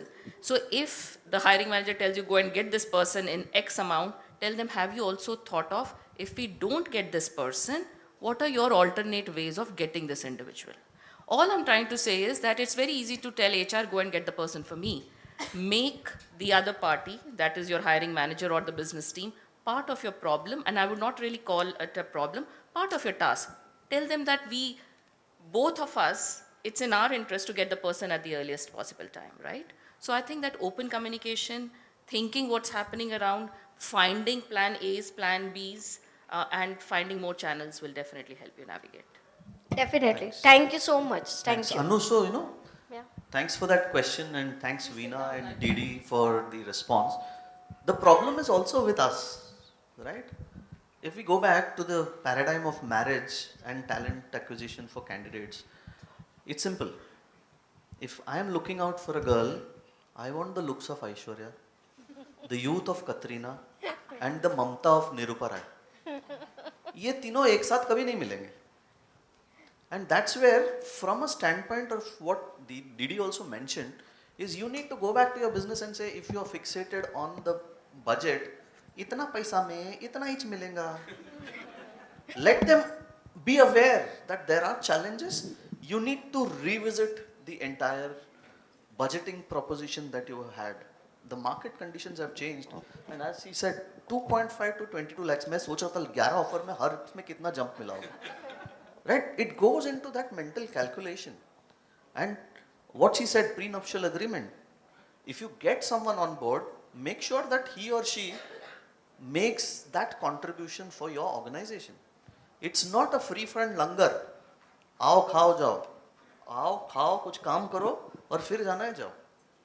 For every organization, every candidate, even if it's 3 months stint, you should have got the return on investment for that money. It's a very interesting discussion and it can go on and on, but we don't have Duracell as our sponsor, so we will not be going on and on. So one thing what I want to do in closing before I summarize is, I'll do a rapid fire round with the panel. 3 questions and they have to answer from the responses only. 2 options given, they have to choose. So we'll start with Ashish. Swiggy or Udupi? Udupi. Tech or touch? Touch. Virtual, in person? In person. Thank you. Shilpa? Yeah. CID or AHAT? Oh my God. The right question to the right person. I will go with art. Katrina or Amitabh Bachchan? Amitabh Bachchan, of course. Bike or a car? Bike, of course. Veena? Sure. Student or teacher? Student. Action or romance? Romance. Generative AI or personalized cards? I'll go with AI. Generative AI. Didi? Drive or driven? Drive. But that's a separate thing that I've just learned driving, okay? So for so many years driven. Future or current? Current. AI or manual? Manual. Thank you. Can I just add one thing? Yes, definitely. You know, when you were asking these questions, it also depends on the situation. Yeah, that's Exactly. Okay? So while we would have learnt about when you said manual or automatic, car automatic, I can't change the gears, but there are a lot of things. The question to Veena, AI or personalized cards, handwritten, that also not typed, right? So it is so much situation driven, which possibly AI will not tell me what to apply where. Absolutely. Yeah, and I will just make one last statement. Sure. Just whatever you approach in life, whether it's your relationships, whether it's a job, whether it is learning about AI, whether it's, you know, appearing for an interview, or your first job, go with an open mind and be a lifelong learner. Yes. If today we would have not, you know, possibly entered or spoken about chat GPT or AIs, we wouldn't have been here. I mean, it's not that I can sit on the laurels of what I did in my past years and still be relevant. So be a lifelong learner and things will fall in place. But with an open mind and a positivity that yes, I will make a difference. You're not being asked to make a NASA spacecraft, right? Rest everything can be learned. Thank you. And you know, most important element of whatever is happening is about understanding the fact each one of us are unique. What works for me may not work for any of the other members. Right? So as I conclude, I just want to bring this in from one of the famous dialogues of Amitabh Bachchan. हमारी जिंदगी का तंबू तीन बंबुओं पे खड़ा हुआ है, AI, इंसान और एप्लीकेशन. इनमें से कोई भी बंबू गिर गया ना, तो हमारा तंबू का वाट लग जाएगा. Right? You need to balance it effectively. You need to make sure that AI understands आदमी, इंसान and application. And that's when you will be able to drive it. For that, you need to have a mindset where you continuously learn, which means you need to be agile. You need to be a digital native. It's no longer an option. You need to be digitally aware, and I would say one level upwards of digitally aware. You need to be digitally disruptive probably. Start doing things which no one else has thought of. ज़्यादा से ज़्यादा क्या होगा? Fail होगा. But at least you made an attempt. So the idea of this panel, my dear friends and future potential talent pool, was to stimulate a thought process, to look at how you can be as sharp as you want to be, provided by the inputs from this powerful panel. It was fantastic bringing you these insights. There is one thing which Shilpa wants to add, just like what Steve Jobs used to do. So over to... Yeah, so before ending this session, so just want to add, I think in this era or age of, you know, hyper automation, artificial intelligence, you know, cognitive computing, I think the people are the differentiators. So what, it is just not about what you achieve, but how you achieve, your behavior is going to be very, very important, and this will not get replaced with any of the technology. So this is my last. Thank you, and remember, chai piyo, break hone wala hai. Thank you so much. Thank you, William, for your wonderful moderation. Thank you, Brilliant. You are a wonderful moderator.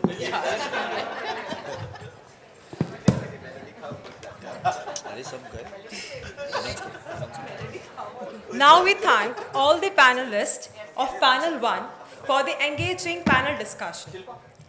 And now we announce for a short tea break. Before the break, selfie. Yeah, sure. For students, the tea break is in stilt area for students. For students, Smile kiya to acha lagega. Ready? Thank you.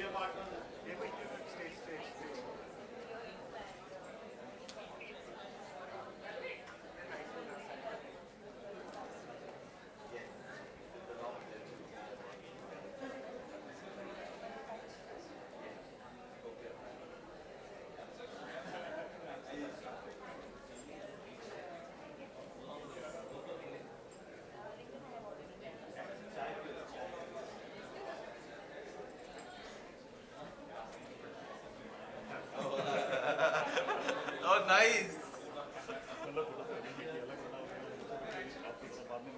अरे so nice to see you. कैसे हैं आप? अरे बहुत बड़ी इसी मैंने group में डाला था कि यार मतलब कभी कभी अपने को मौका मिलता है मैं यहाँ पे हूँ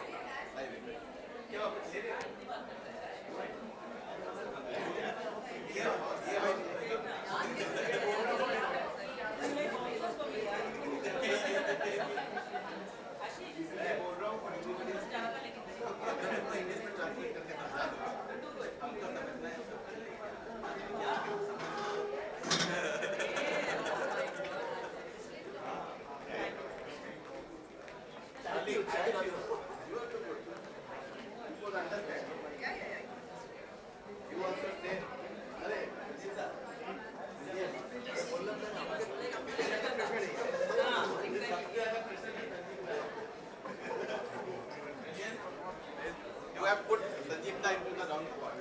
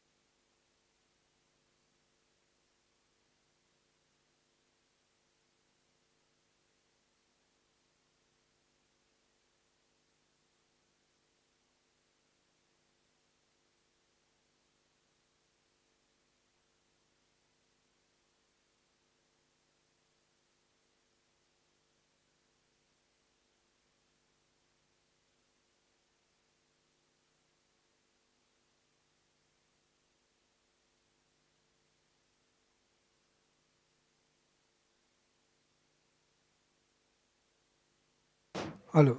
Check. Hello.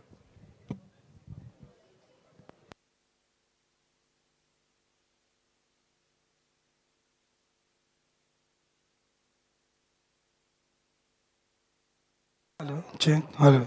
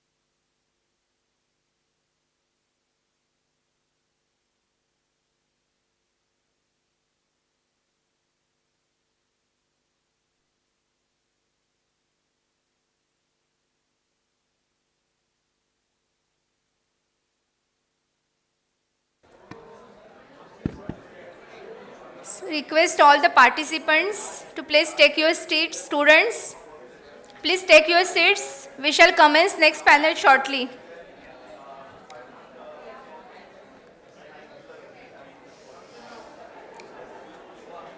Okay, we are going to start next panel discussion shortly. Please take your seats.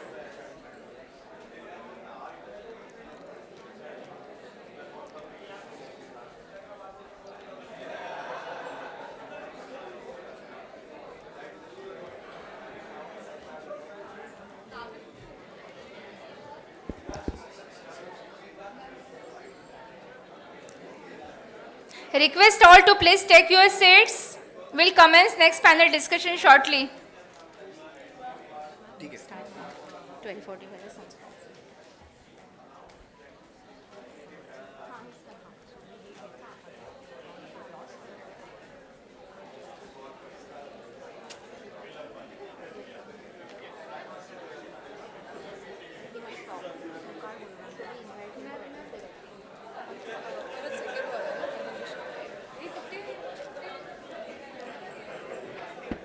Ma'am मी बोलतो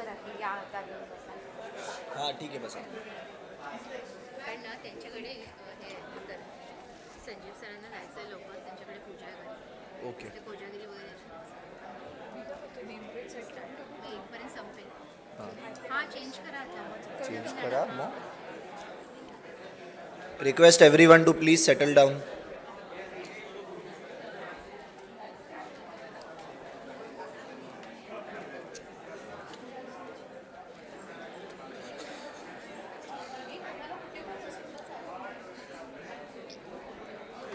मला नाही माहिती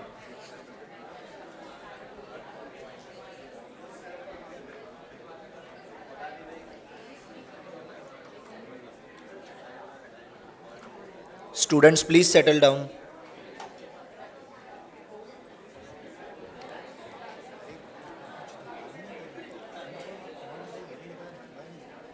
Check.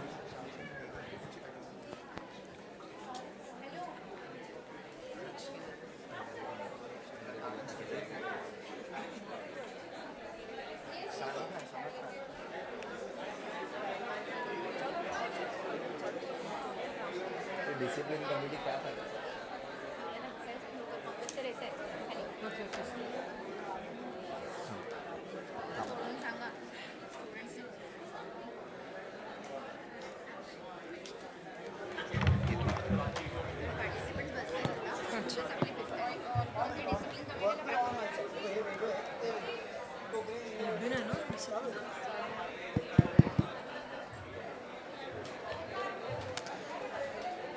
Students, please settle down fast.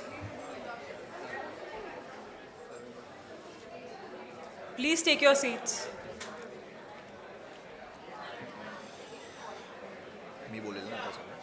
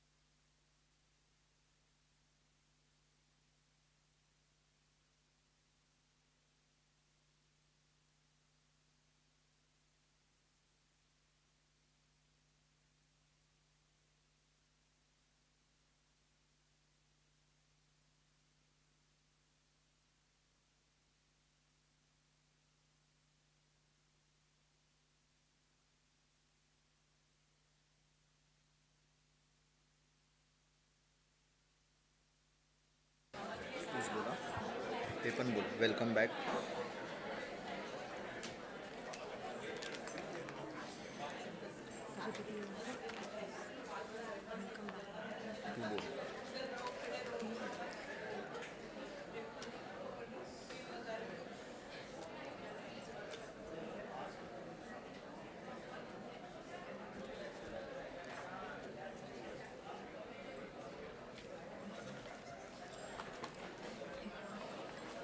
Welcome back to one and all present here.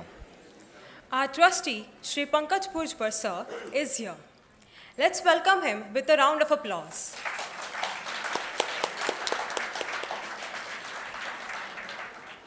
So I invite him to address the gathering.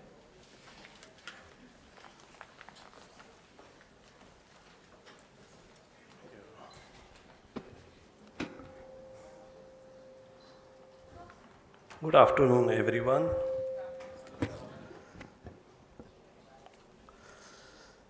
I welcome all the dignitaries who have taken their precious time and just to address the students about it.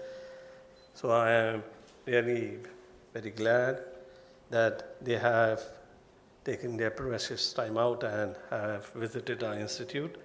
I welcome all the principals and all the faculty members and also the students. Yes, this is a great movement right now, I would say, that the knowledge about the HR, how it is now taking a step ahead with the AI tools coming and all the various tools which are coming up and how to integrate with the system. So these are the things, the new age system which is coming up. So how to utilize it in HR. All these things are going to be discussed, and I think so one session is over and the next session is going to start again. Yeah, I won't take much of your time, but I am really happy that all the students who have participated over here. So I am glad that you are here.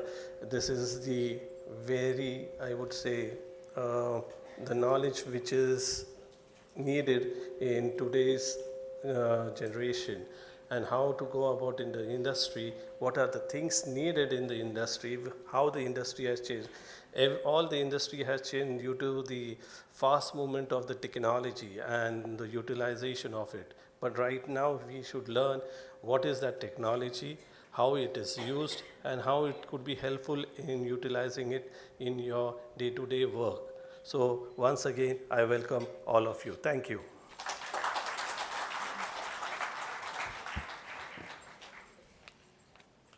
Our sincere gratitude to Pankaj sir for setting the tone and energy for rest of the event. Now we announce the beginning of panel 2, for which the theme is impact of AI and ML on various industries and job roles. Let me take an opportunity to introduce Mr. Sanjeev Lahiri, who is the moderator of panel 2. Mr. Sanjeev is the HR officer at GRP Limited. He is an HR professional with 25 years of experience at global level in information and communication technology, trading, distribution, manufacturing, and holding companies, including startups. He was among the top 100 people managers of India 2023. He has done post-graduation diploma in management, business administration, general management, and marketing management from All Indian Management Association. I request sir to take the seat on the dais.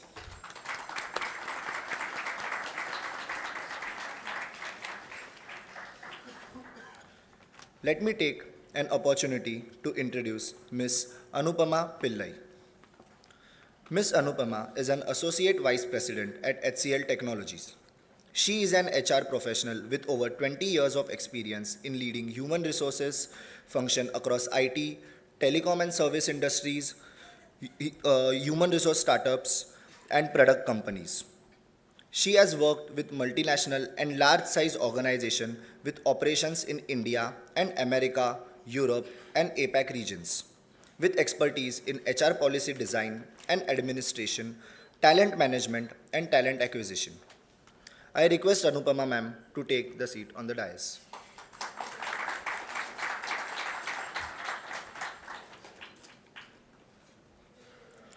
Let me take an opportunity to introduce Mr. Punit Puri. Mr. Punit is the Executive Vice President and Group CHRO in Tata Motors Finance. He is an experienced leader with 20 years of professional experience, of which 15 plus are with McKinsey across gamut of roles, rare combination of business and people leadership. He has expertise in managing complete employee life cycle including hiring, HR operations, compensations, career paths, professional development, and a spike in learning. He is a CA and also has completed his PCOM from Sri Venkatesh College, Delhi University. I request Punit sir to take a seat on stage.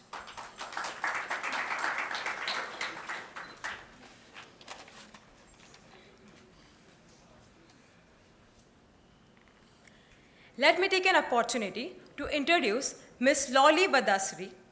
Ms. Lolly is a Chief Human Resource Officer at Datamatics Business Solution Limited. She is HR leader with 25 years of experience across IT, financial service, education, and ITES. She has MSc in Psychotherapy and Counseling for Institute of Psychotherapy and Management Science, Mumbai.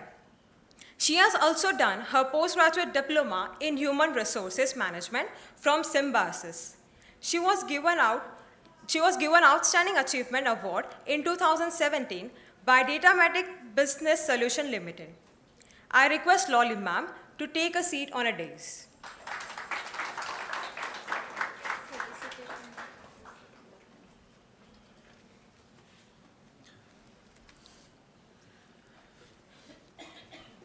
Let me take an opportunity to introduce Mr. Tushar Desai.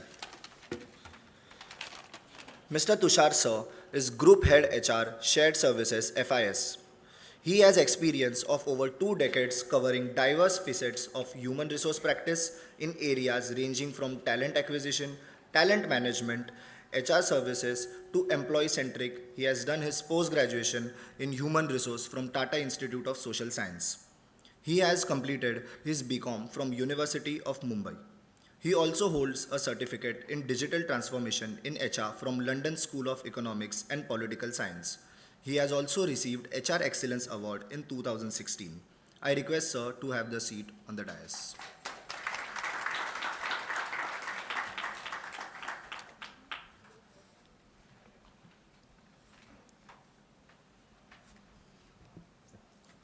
I request Pankaj Bhujbal sir to felicitate our panelist with a token of appreciation.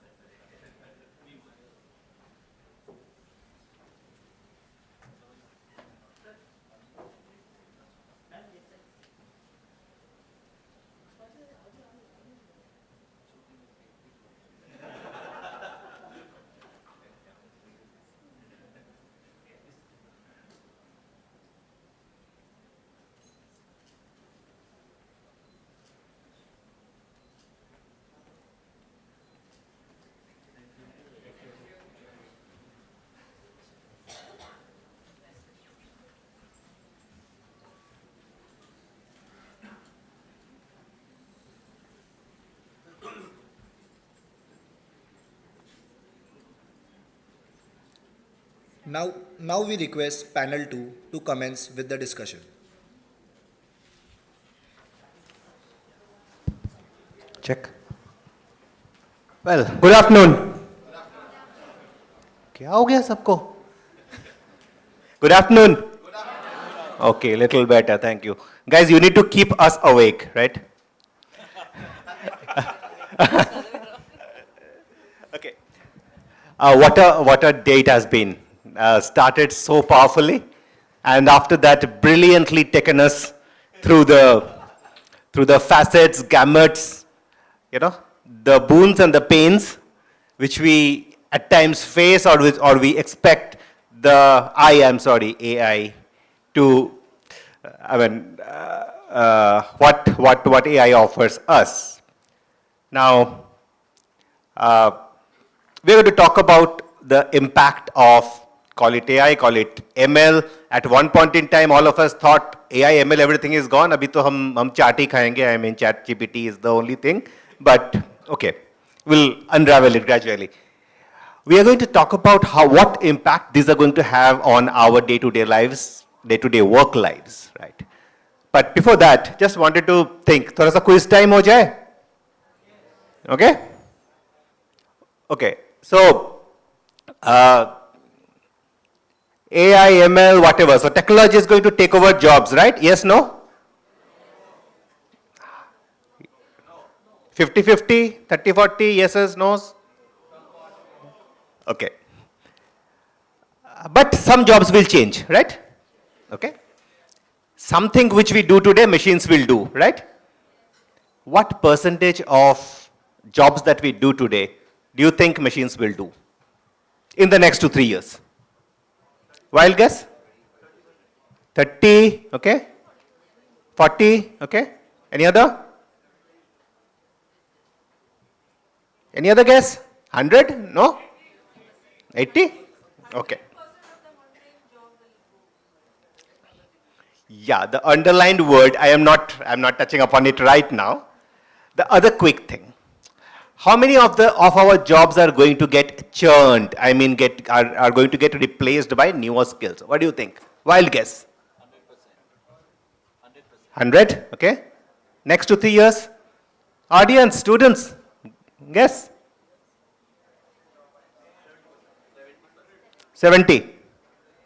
Okay. Okay. Let me coming.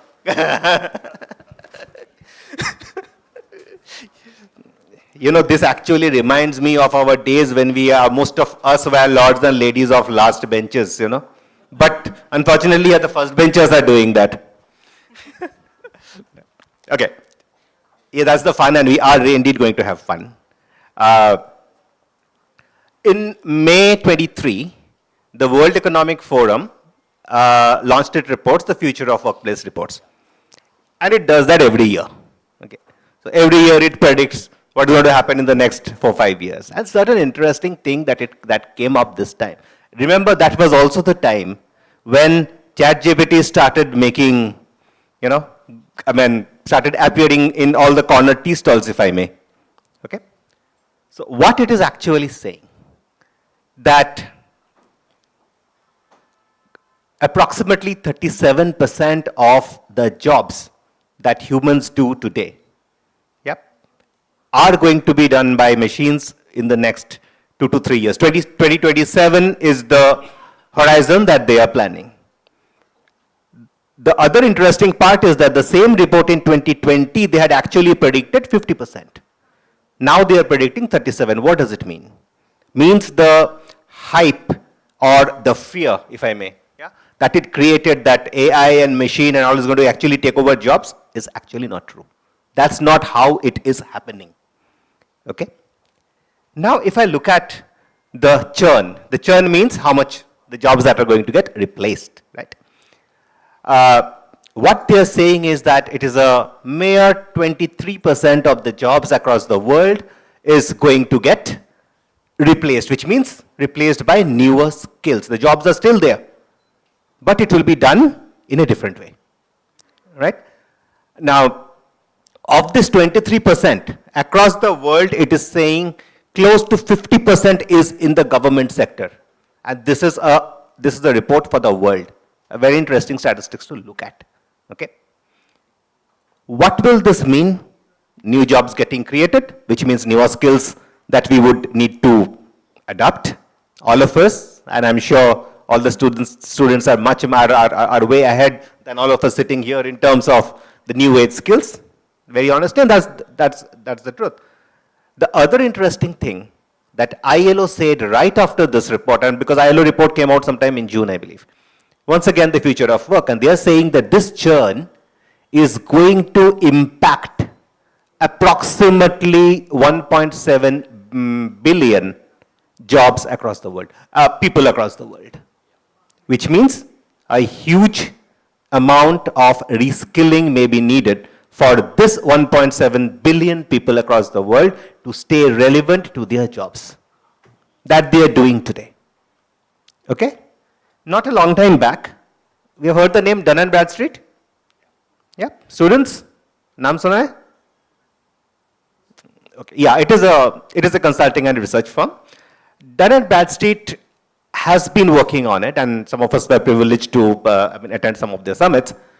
They came up with another, again, interesting reports, or for that matter, points of view. And this says that before AI replaces our jobs, it is actually going to enhance our jobs, right? The first panel, as they discussed that how interesting the job roles are going to be, because now we have AI as a companion, as a partner, the tools based on AI, right? So initially, productivity will go up, where the change will happen, and once again, what Shilpa just said, mundane. Things that humans doesn't need to do, humans will not do in the future. The things that machine can do, machines will do. Example, how many of us go to the bank to withdraw money? Maybe none. But has the function gone? No. In rather in all the banks, the teller function is still there. Does the teller do the same thing what the person used to do early on? I remember when I started my first job, that was with Vidya Sanchar Nigam. Some of you would still may remember the name of the company. To apply, I had to draw a demand draft of 100 rupees, write a handwritten application, fill up the employment news form, exactly that format, otherwise my application. So I basically paid the government 100 rupees to process my application. But TA friends may be happy. But how is that demand draft being replaced? Do we even know that term today? Kids may not as much, because it's a simple money transfer that can happen, right? The job is still there, being done differently. Exactly the same is what we are probably up to. So, giving this, taking this thread forward, we have an amazing panel, and let us discuss this, because all of us are from very different fields, very different industries, right? And the way AI or the way technology is going to impact our workplaces is really going to be very different. Yep. So delving into the panel, and indeed privileged to be moderating this panel with everyone whose names doesn't need any further introduction in their respective fields, honestly. And of course, some of them are very close friends. So therefore, yep. What we are going to first talk about is just to understand how are the job roles changing, or what is the impact that my colleagues are seeing in their own spaces, right? So inviting Lolly, if you would want to take it first. Yeah, thanks. So thank you, MET, for having us here, and very happy to be part of this panel. And like Sanjeev rightly said, I think most of the faces are known faces, even among the panelists. So very nice to be here on a Saturday morning, Saturday afternoon now. So, I represent an ITES organization, and like all services organization, extremely people intensive, right? And in a people-intensive industry, I think the key, the trend that we have seen over the years, in fact, I think just about 3 years back, in 3 of our business verticals, we've actually introduced a lot of AI and RPA. And this has actually helped us in making sure that our margins are much better. We are able to service clients better. Our revenue per person has gone up. Now, does this mean that people who are doing this became redundant? No, the answer is no. I think a lot of people had to do a lot of upskilling. We made sure that they are taking on more senior roles, roles which help them interface with clients, because that is something which AI is really not able to do. Really make sure that they are managing teams better, becoming better leaders, and so on. So I think the reality is AI is here to stay. This doesn't mean that, and since largely here we have the student community, I think the previous panelists also addressed this, the advent of computers. There were a lot of unfounded fears that, but look at what it has done in the last 2 decades, especially for India. I think today, most of some of the best Fortune 500 companies at the helm of affairs, you have an Indian sitting out there. And I think that's all thanks to the IT, industry that we are in. And I think this is a trend which is going to stay. For what we really at the workplace also tell our folks is that be agile, be willing to learn. There is no age, I think today we are living in a day and age where we have to learn till the last day of our lives, whenever it may be. So the more and more we are open to embracing technology, embracing the change, I think that's what makes us stay ahead of the curve. Thank you. Tushar, FIS, how are you guys handling this? So we are a fintech organization, one of the leading fintech organizations, just like Deepika's, right? For us, embracing constant change and innovation is critical. It's critical for survival. It's a must-have, right? So from that perspective, there's a lot that we are doing from a AI/Gen AI perspective, right? Both in business as well as HR, right? Now, just to give you an example, in the prior panel I touched upon it, I'll just expand on that, right? Let's take the example of talent acquisition, where we were saying in the traditional model, the only relationship that we used to have as recruiters was with the person whom we have offered or the person who eventually joins, per se, right? Whereas there is a whole lot of people who used to drop off after going through multiple stages of the hiring process, right? Somebody may have been screened, first level screening, somebody may have even gone up to the last round or something like that, right? And we all are humans, right? Rejection is something that we don't really take very kindly, right? And in today's generation, if you really ask people over here, they would not be really looking at job postings or something that the first thing that any of them would be really checking out with organizations, whether big or small, Fortune 500 or otherwise, would be what would be their Glassdoor rating? How is their employer brand really reflecting? What is their purpose? All of these things, right? So it's very critical that we maintain that relationship across the entire hiring life cycle, right? And that's where something like a candidate relationship management tool really comes into play, right?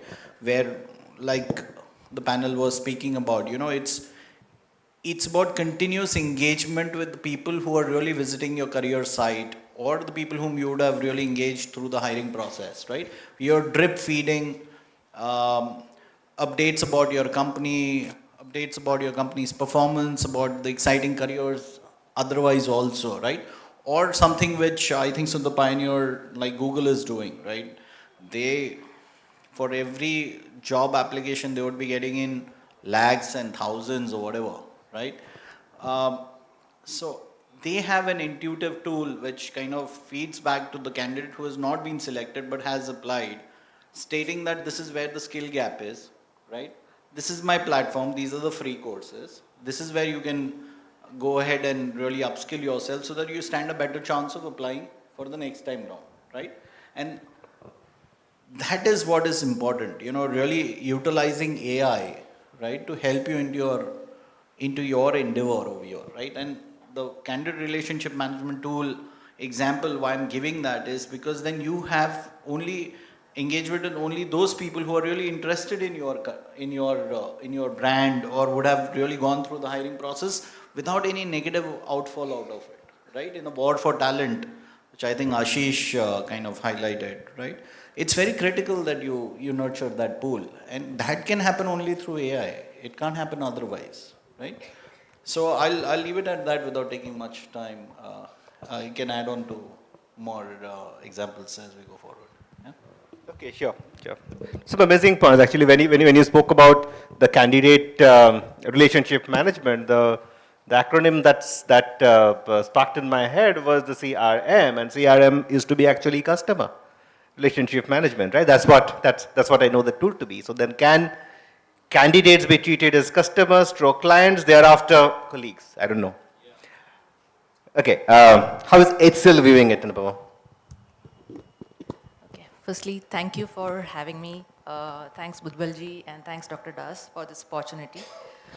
Coming back to your question, Sanjeev, I belong to a technology firm which is like 2.5 lakh manpower strength spread across around 70 countries across the globe, right? And we are very technology intensive organization. So you can imagine the kind of strength that would be required to support this kind of volumes, right?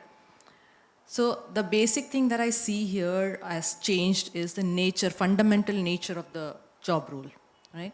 So somebody in the earlier panel spoke about how she was looking at, Veena spoke about, I think, how she was looking at the pile of resumes and stuff like that. So earlier I was evaluating a tool for our organization where it has gone to a level, right? It's not stopped at, just sitting behind your desk and getting the score of evaluations that is been done by AI. It has gone to a level where the AI also predicts, it's called predictive analysis of the evaluation, where it also predicts, it gives you the score, it ranks the candidates, and it also tells you what is the probability of that candidate to join your organization.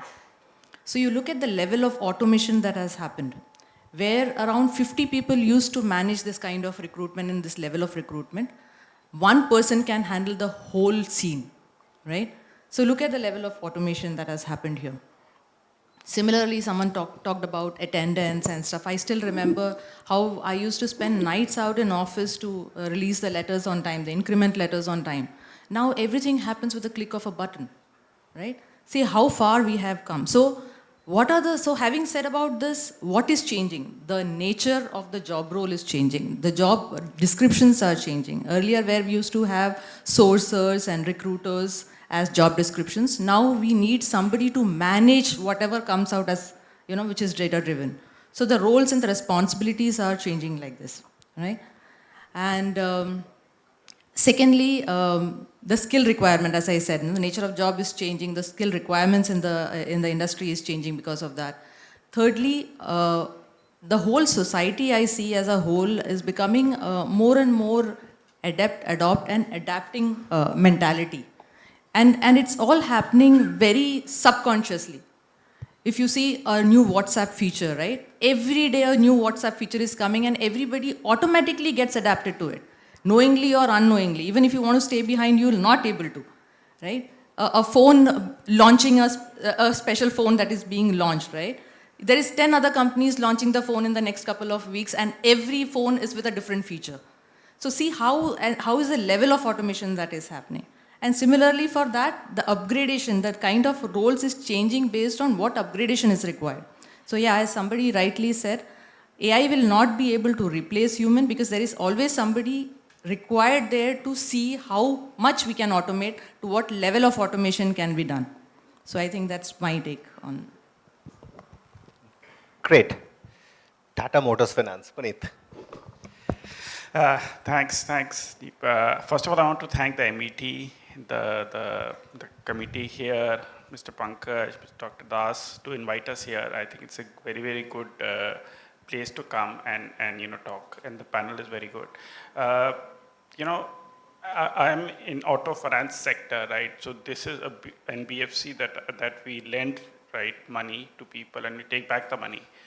So there is a huge impact of technology in this space. Very, very big impact. I can't imagine, every area that we do, we have impact. But before I went to this, I spoke to somebody in my company who actually handles the AI ML portfolio. I said, boss, I'm going to come to a session here and talk about AI ML. Can you tell me what's the difference between AI and ML? मतलब हम बार-बार एक जैसे कहते हैं कि AI है, ML है, क्या फर्क क्या है? So what he told me is interesting. He said, let me take a simple HR example. He said, let's say you want to predict the longevity of the empty batch 2 years down the line that you hire in Tata Motor Finance. It is based on the college they joined from, it's based on the marks that they had, the family background, and so on and so forth, right? काफ़ी parameters होंगे उसमें आपके defined. Based on those parameters, you can predict, right? Machine can predict how much of percentage of people will stay back. That is all model-based machine learning, right? Simple machine learning. It is, as you feed more data, the machine learns further, and gets better and better. That is one part. AI is a very different animal. He said, most of the industries don't use AI, right? The only industry which uses AI properly are two, which is defense and which is gaming. Because this is very expensive as a technology. So taking the HR example further, he said, for example, if you want to predict the empty retention, right, 2 years down based on something which is not a variable known to your data that you have for. So for example, you take wage inflation in the industry. उसके base पे आप predict करना है तो AI चाहिए, वो ML नहीं कर सकता. So I think that's the basic difference between AI and ML. I think I felt good after learning this कि फ़र्क क्या है, हम high level बात करते हैं ML को एक तरह से, वो दोनों में बहुत फ़र्क है. Most of the industry that I know uses ML more than AI, right? That's a big difference that I see. The usage in Tata Motor Finance is pretty big, right? We use it for fraud detection, we use it for so many things, customer relationship management. So we can offer a customer customized product based on the history, based on the industry that they come from, and so on and so forth. One very interesting example I will take, right? We have tied up with a company called Procto, right? This is a very new age tech company. What they do is they call up the customer, it's a bot which calls up the customer and asks, hello, how are you doing? It's बहुत simple questions they पूछते हैं. Based on how the customer responds, he responds in Hindi, in English, in Marathi, it will change the language, right? The bot will change the language. What it does, it gives a confidence score, right? So जिस तरह बात कर रहा है, कैसा उसके emotions, कैसा उसके tone है, उसके base पे एक confidence score आता है. उसके base पे they predict to us whether this customer will pay on time, not pay on time, or how much will he pay. This is the impact of AI ML in the industry. By the way, this is again ML, it's not AI, right? So this is the profound impact that we see. ये पहले हम lie detector test होते थे, movies में देखते थे जैसे वो तार लगा के हमें देखते थे, पूछते थे, ये वही वाला चीज़ है, but there is no wire in this. So huge impact for our industry. I think the job roles are changing quite significantly, and it will continue to evolve further, I think. Thank you. Yeah, absolutely. It brings me to a question for the audience. So AI, ML in this case, okay, I also get corrected. Data to de dega, right? Somebody's chance of repaying the loan is 70%, somebody is at 69.5%, somebody is at 50%. Yep. Who is going to decide? Audience. Decision कौन लेगा? Who is going to say yes or no? The machine or the human? Panel हो गया ना खत्म? Answer बता दिया. No, okay. I'll give a very interesting example that I see in my sector. So I represent manufacturing. थोड़ा सा manufacturing is a huge, umbrella. उसका एक part में आते हैं. So my organization, GRP Limited, we are one of the world's largest in recycling, that to rubber and plastics. Okay, and we also are developing very, very interesting rubber, plastic, polymer compounds, as we do. And one of the and maybe one of the only company in the world doing some of these kind of experiments, very honestly. So as a recycling company, what do I need? Scrap. Right? An end of life tire, end of life plastic का bottle, आप shampoo का bottle बोलो, आप एक paint का bucket बोलो, जो भी. Okay? Now, The government of India has come up with this rule, and probably the only country in the world to have implemented that is called the Extended Producer Responsibility, EPR rules. Okay? As per this, any product that is not getting 100% consumed, the producer has a responsibility to ensure that the product, basically the end of life of the product ke baad kya hoga. Yep. To basically, ensure that. And where does it impact? It impacts upon the continuance of the business of the producer.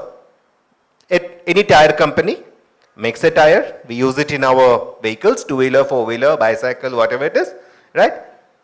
2-3 bar puncture हो गया, क्या करते हैं हम? भाई tyre वाला तू ही रख ले. What happens to that after that?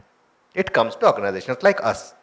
Now, if the tire manufacturer, think of any name, okay, has to go back to the government and say, this much of my product has got recycled, where will they have the data?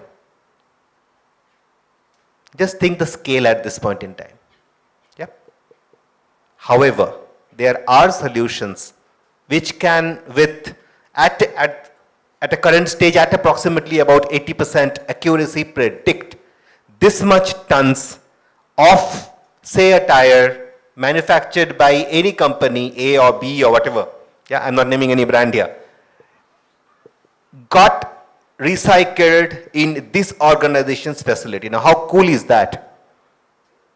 Can you do that humanly? Not possible. So, yes, it is a powerful partner. It's a powerful, technology is indeed a powerful partner. Now, I just go back to what maybe a statement that I used when we just started this panel, that, and this is coming from Dun & Bradstreet, which says that let the humans do what the humans need to do. Let humans not do the jobs that machines can do. So, Puneet, how do you see this emerging? Are there really jobs that can be done only by humans? What do you think? Hi. This is a question which is simple to answer. There is a very simple way to think about what is getting automated.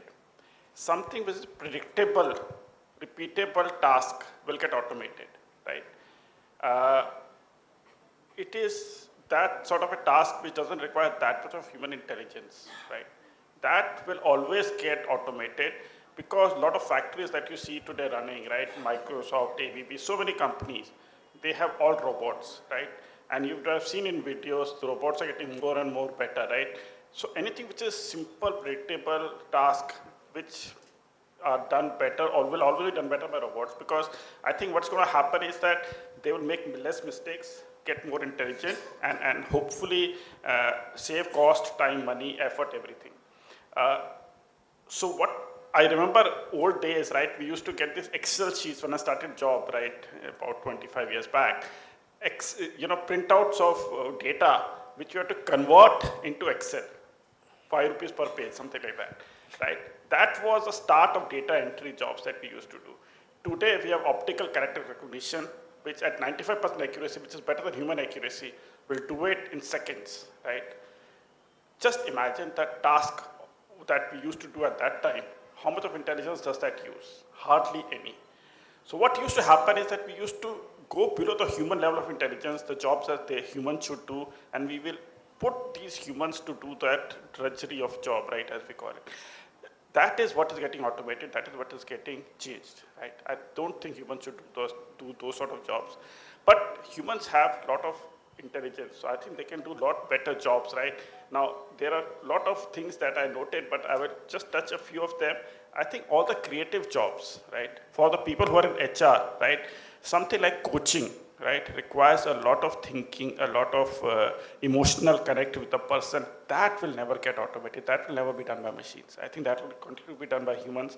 Anything which requires complex communication, whether it's diplomacy, relationship with government, and wherever you need to do these sort of negotiations, I think that will never be done by machine learning.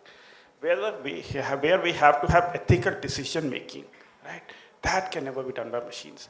So machines will take over jobs which were subhuman, actually, to start with, and that is the right thing for them to do, right? The thinking jobs, emotional jobs, jobs which require creativity would be and will continue to be done by humans, and I don't think that's going to change forever. Thank you. Great. Tushar, you had touched upon that the organizations, rather, even in your organization, you were kind of probably using the predictive technologies, which can fetch data, throw up data. Now, a lot of this data will also be personal. And just go to the example that Puneet was saying, that the predictability of, or the retainability of, say, a management training. Yep. Now, these data might also include how many days this person has taken leave, how many days this person has fallen sick, so on and so forth. So, how do we really promote the ethical use of this data? Yeah, sure. Before that, my apologies.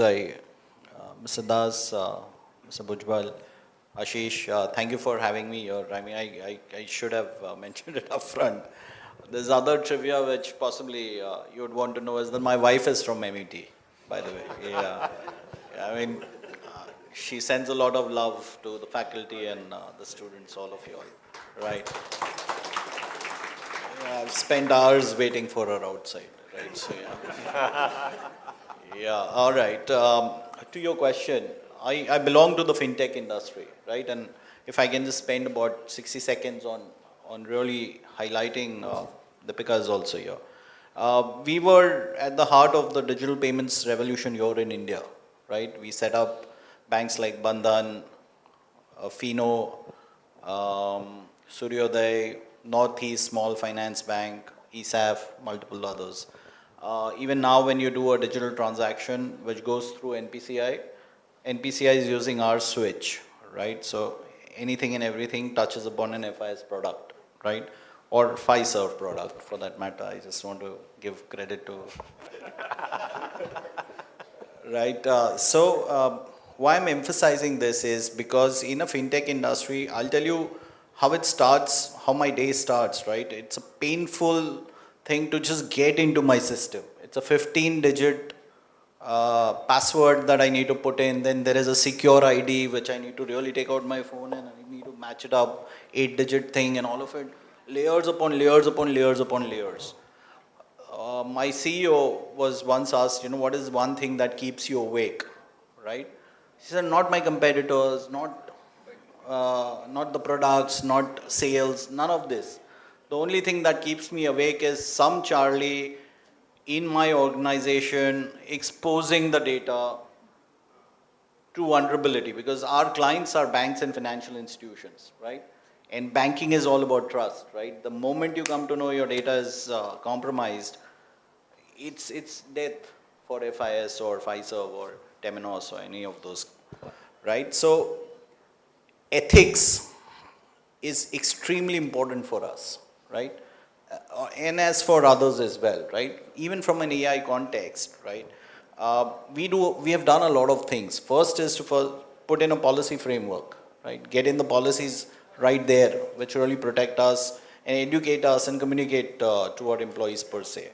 Second is the governance model out of it, right? Third is communication and check-in at multiple stages. It's not like one shot and it's done, at multiple stages. We have get caught days also, right? So you may get a email in your this thing, which is purposefully sent in by my ethics and the information security guys, just so that if I click on that, right, and if that is not supposed to be clicked on, I can get a warning letter for that. Let me tell you this, right? So you should pay attention to it, is what they're saying, right? The other part about AI is all about predictability, right? AI didn't predict COVID, right? The best AI tool in the world, right?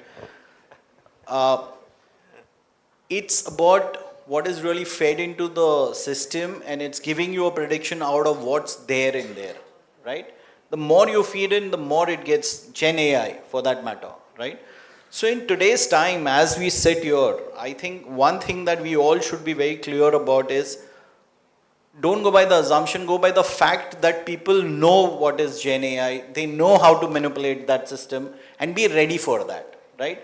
I would be surprised, and if you can just do a little show of hand for anybody in this room who has not really tried ChatGPT or Bard, either of it.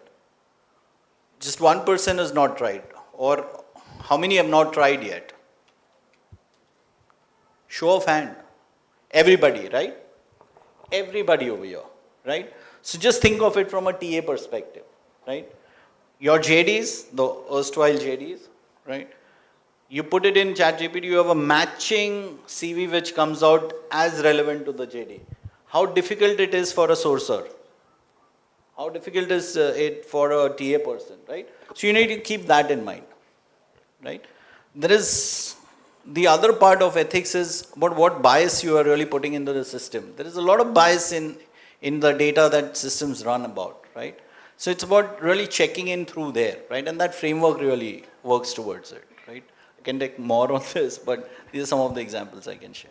Great, awesome. You know what? About 10 years ago, now I used to be in Africa those days, and I used to travel very much into Nigeria. There was a named institution later turned into university, and it's a corporate university.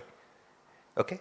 One of the courses that they used, certifications that they used to do is ethical hacking. Yeah. And majority of their students were people from the US, from Switzerland, and from the so-called developed world coming to Nigeria to learn ethical hacking. Many years later, I learned a little bit about what the damn thing is about.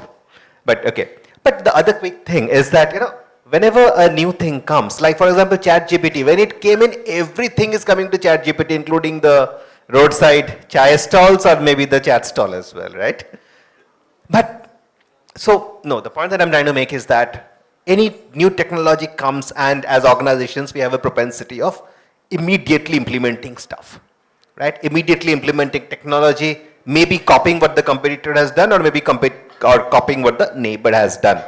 So, Lalia, as you are from the IT/ITES space, just want to know from you what you see as the potential pitfalls of these rampant adaptation, if I may.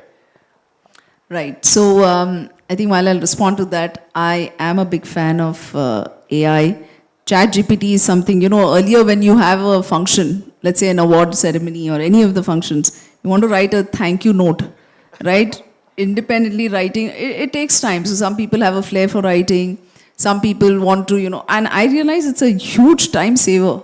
You make a rough draft, you put in, and it will come in the most eloquent English, grammatically correct. So why not use it? I mean, if it saves your time, why sit and reinvent the wheel? So while I'm a big fan of, ChatGPT and some of these other AI ML tools, I think the reality is, not just in ITES industry, I think like Anupama rightly said a little while back, today all of us in every way are swamped with technology, right? In everything that we do. What is really pertinent is the fact that how we use technology. Technology is a means, it's never the end. Right, so how we use technology is very important, and I think like Tushar already touched upon the ethical part of it. I think that's a growing concern. Like in the industry that I am in, okay, where in the ITES sector, and we deal a lot with data. So today, a lot of our exports, which we're talking about working with the countries in the West, where you have to be compliant to all GDPR norms and everything else. So it emphasizes that everything that we do is we are following within the norms of making sure that we are doing it the right way. So every tool, every technology that is applied needs to make sure that we are ethically compliant at all times, right? And this is true for all other industries too. I think another one of the pitfalls of rampant use would be the concern where nothing can replace empathy, right? no amount of AI, no amount of this can ever replace empathy. And today, I think if we read in the last couple of months, workplaces, and this is global surveys done by whether it's Gallup, Gartner, any of these organizations, where they talk about workplaces getting more and more tougher for people to. There was a survey which said that almost 70% of people at any point of time are looking for a change. Right? Now, this is where HR can step in and see how can you create a workplace which is more inclusive, which is helping people create the right kind of opportunities for making people perform to their best. And this is where I don't think this is where AI can play much role or any of the. This is where you really need that human connect. You need to have that human presence, touch. I think Puneet talked about coaching, right? Coaching is another. Executive coaching is this, and today. Why are coaches so much in demand? Because people need somebody that they can talk to. We live in an age where you may have thousands of friends on Facebook or connects on Instagram, but very few people have those 2 or 3 real connects who can really be a 3 a.m. friend, right? And this is something which is, I think today's, I know I may sound like I'm being a little anti-social, anti-social media out here. No, I'm not talking about that. I keep telling this to my 20-year-old daughter, that, engage in meaningful friendships, right? There's no point in having hundreds of people giving you likes on this. So I think these are all aspects where the human touch, the human connect, creativity, thinking out of the box. How many people can really think out of the box? I mean, how many AI solutions can really think out of the box? That is only the human which can actually think out of the box, come up with solutions which, I know they talk about there will be some time AI which has super intelligence, but I think as on date it's still a concept. It's human beings who drive it, and that will continue to be there. So I think by and large, if one looks at the pitfalls, it is of course in the space of ethical usage. So healthcare, for example, people in healthcare industry, you're dealing with sensitive patient data. So how the data is used is so pertinent that you're not abusing the data in any way, right? Because it's very, very personally identifiable, confidential information. So I think these are some of the things. And if I were to say the last pitfall, I mean, of course, there could be many more, is in terms of the complacency it brings in. So people, today, good old days when mobile phones actually came in, it would come with a 20-page manual. Over the years, there are no manuals, nothing. You put on the phone and it starts off. We are so used to everything being available at the click of a button. 10 years back, nobody could think of, you could just, today you've forgotten something, you just order a Zepto or a Blinkit or any of these and it's there at your doorstep. It is inducing in people some level of complacency, some level of, instant gratification. We are so used to everything being available so that is going to be a challenge. And I was reading an article which said, over the next decade or so, or probably even before, I think WHO has predicted that one of the real pandemic, which is going to be surfacing, is the pandemic of depression. And one of the reasons where that actually comes in is from this extensive use of technology. So if we look at technology as a means and not the end, I think we'll be in a much happier space. Great. I'll pick Tushar's brain right after this. Can I add a point to that? Talking about empathy, something struck me is I was fortunate enough to be a part of an initiative which is still running in our organization. It's not out, too nascent to speak about it, but still I thought I'll bring it up in this forum. There is a app called as, it's very similar to a bot that we are trying to develop, and we are feeding it with empathy.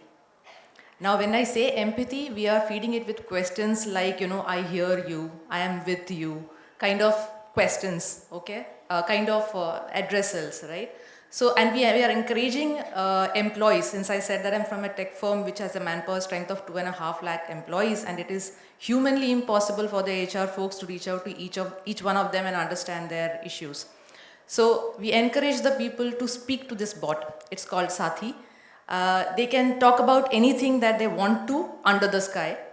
And based on that, there is a dedicated person who looks into the questions that comes through, and they can derive out of that whether it is work, environment related, management related, or family related. And then they get diverted and they are reached out proactively and diverted to the right person for counseling, coaching, and things like that. So something that we are thinking today cannot be replaced by AI. Tomorrow we'll think of something else that would not be replaced by AI, and that would have been already replaced. Right? So something that we are calling mundane today and creative today may become mundane tomorrow. Right? So it's ever changing is what I think. No, awesome. Just not to lose my thread of thoughts. Lali mentioned about the writing a thank you note, and therefore just get it checked through ChatGPT. Tushar, my question to you is that do you think that as humans we are losing our cognitive abilities or creativity for that matter, because music is also being created, painting is also being created by AI. So what happens to our cognitive abilities thereafter? I think that's a loaded question. But just to take a cue from what Brilliant was alluding to prior to this, you need the human to decipher what the AI is throwing at you, right? AI can throw whatever it makes out of the data. If there is bias in the data, it will throw out whatever is biased out of it. The earlier example which I gave you, the JD to CV match kind of a thing. It's so dangerous for us, right? But I think we are in a continuous evolution. Let's take the example of Google, right? So Google launched something about 30-40 days back where it's giving you a check whether that image that you're seeing is AI generated or is really true, right? Now we are learning. That is us learning with our environment, which is full of AI, because AI is here to stay. It's here to stay, and it's here to corrupt, and it's here to slow us down whatever you have to. I think Ms. Pai was relating to this, that AI can't do problem solving or critical thinking or something like that, right? And of course, she kind of gave Lolly gave brilliant points around it. I think one thing that really triggers innovation is curiosity. AI can't do that, right? It's us. We are the ones who have created AI, right? So from that perspective, I think we are slowed down in a lot of aspects. With the help of AI, we do a lot of things which they only, it's auto-generated, it's auto-solved or something that, right? And that's why I think I'm on the other side of the debate. A little controversial, but I'm on the other side of debate where, it's TCS versus an XYZ IT firm saying that, okay, so hybrid is here to stay, you really need to look at it. And what TCS has come back, and I'm sure there would be, and this is only my personal opinion, I'm sure there would be some minds which would have been put together over there. They're saying, no, they need to come back for the TCS way of working. They need to know that, right? 60% of my population today, the CHRO said that, has been hired in the last 3 years during the pandemic and otherwise where they were working from home. They don't know. And I was having this conversation because I'm still working from home in a hybrid way, right? So I think it's a great idea.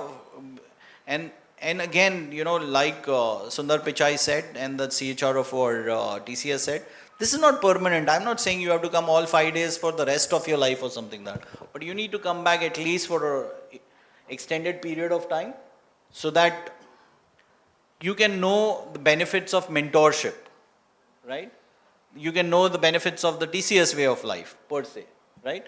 Now, that's what the human mind really trying to dominate the challenges of AI is concerned, right?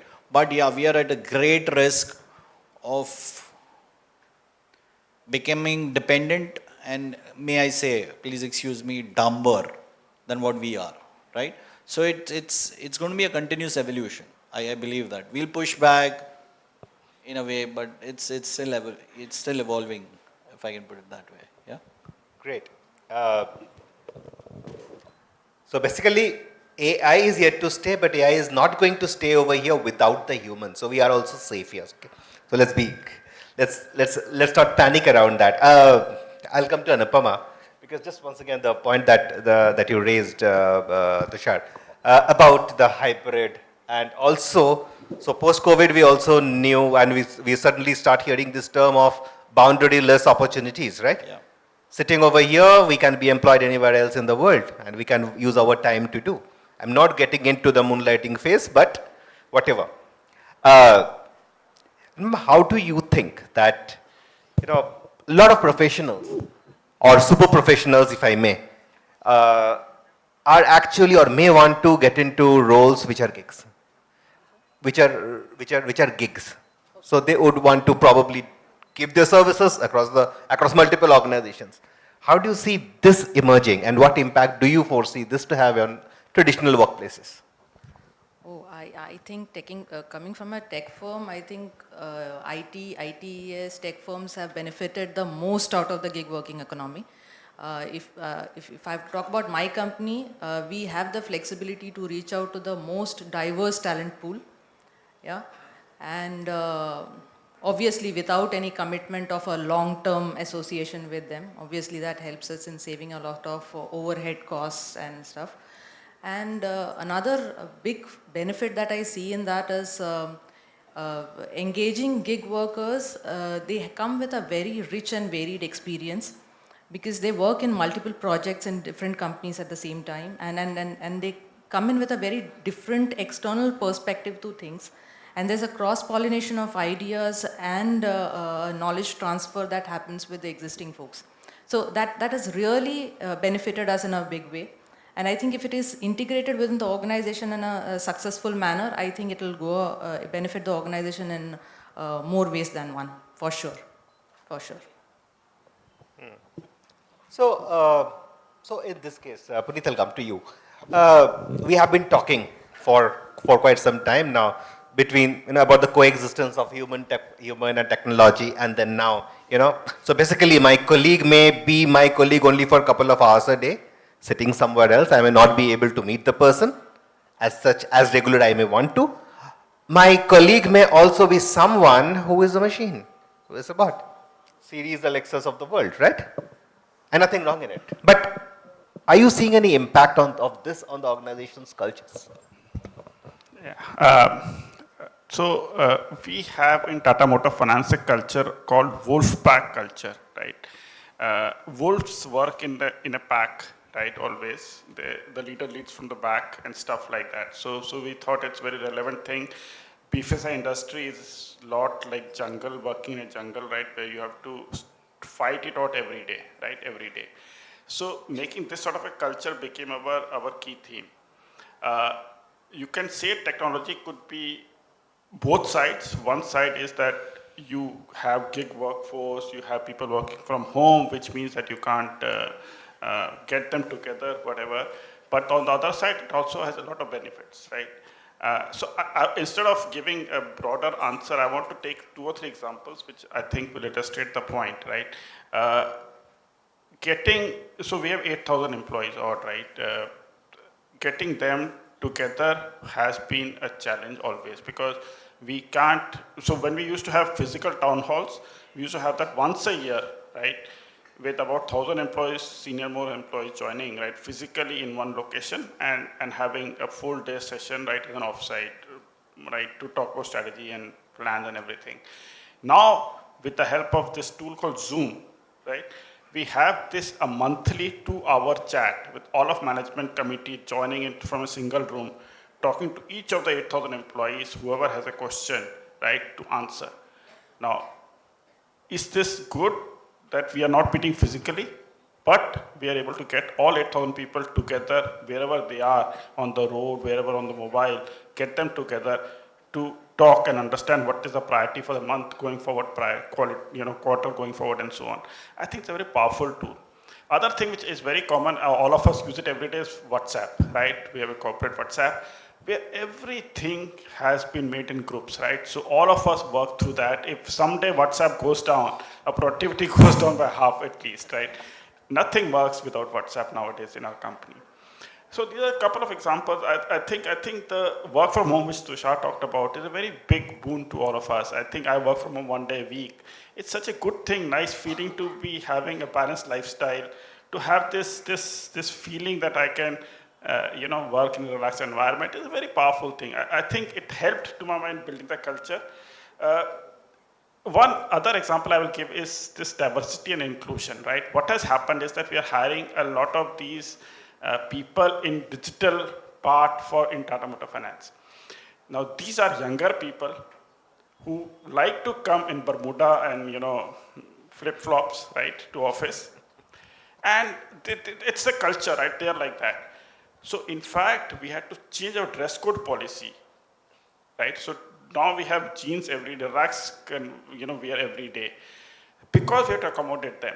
So if I think of impact of this across different things that the companies are doing, the culture has changed quite dramatically because of the inclusion of these things, as well as the technology that is helping us to add people when we want them to add. Our physical meetings have Zoom connectivity always, so that we can record and refer to it later.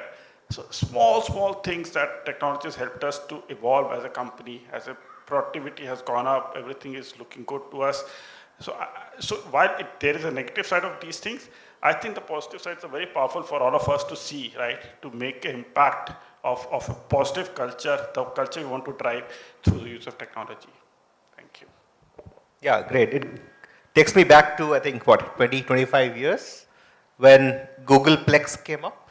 You remember Googleplex? Anybody has heard about the name? No? Please see on YouTube. So basically, I had the privilege of visiting it once. But the point is, okay, if you want to work at 3 o'clock in the morning, and if you cannot leave your pet at home, please get the pet at work. Feel free to come in your Bermudas. Sit, work, there is food for you, there is anything that you need. As such, within the official codes, of course, that's what you get at your workplace. Probably the first aspects of hybrid used to come in from there.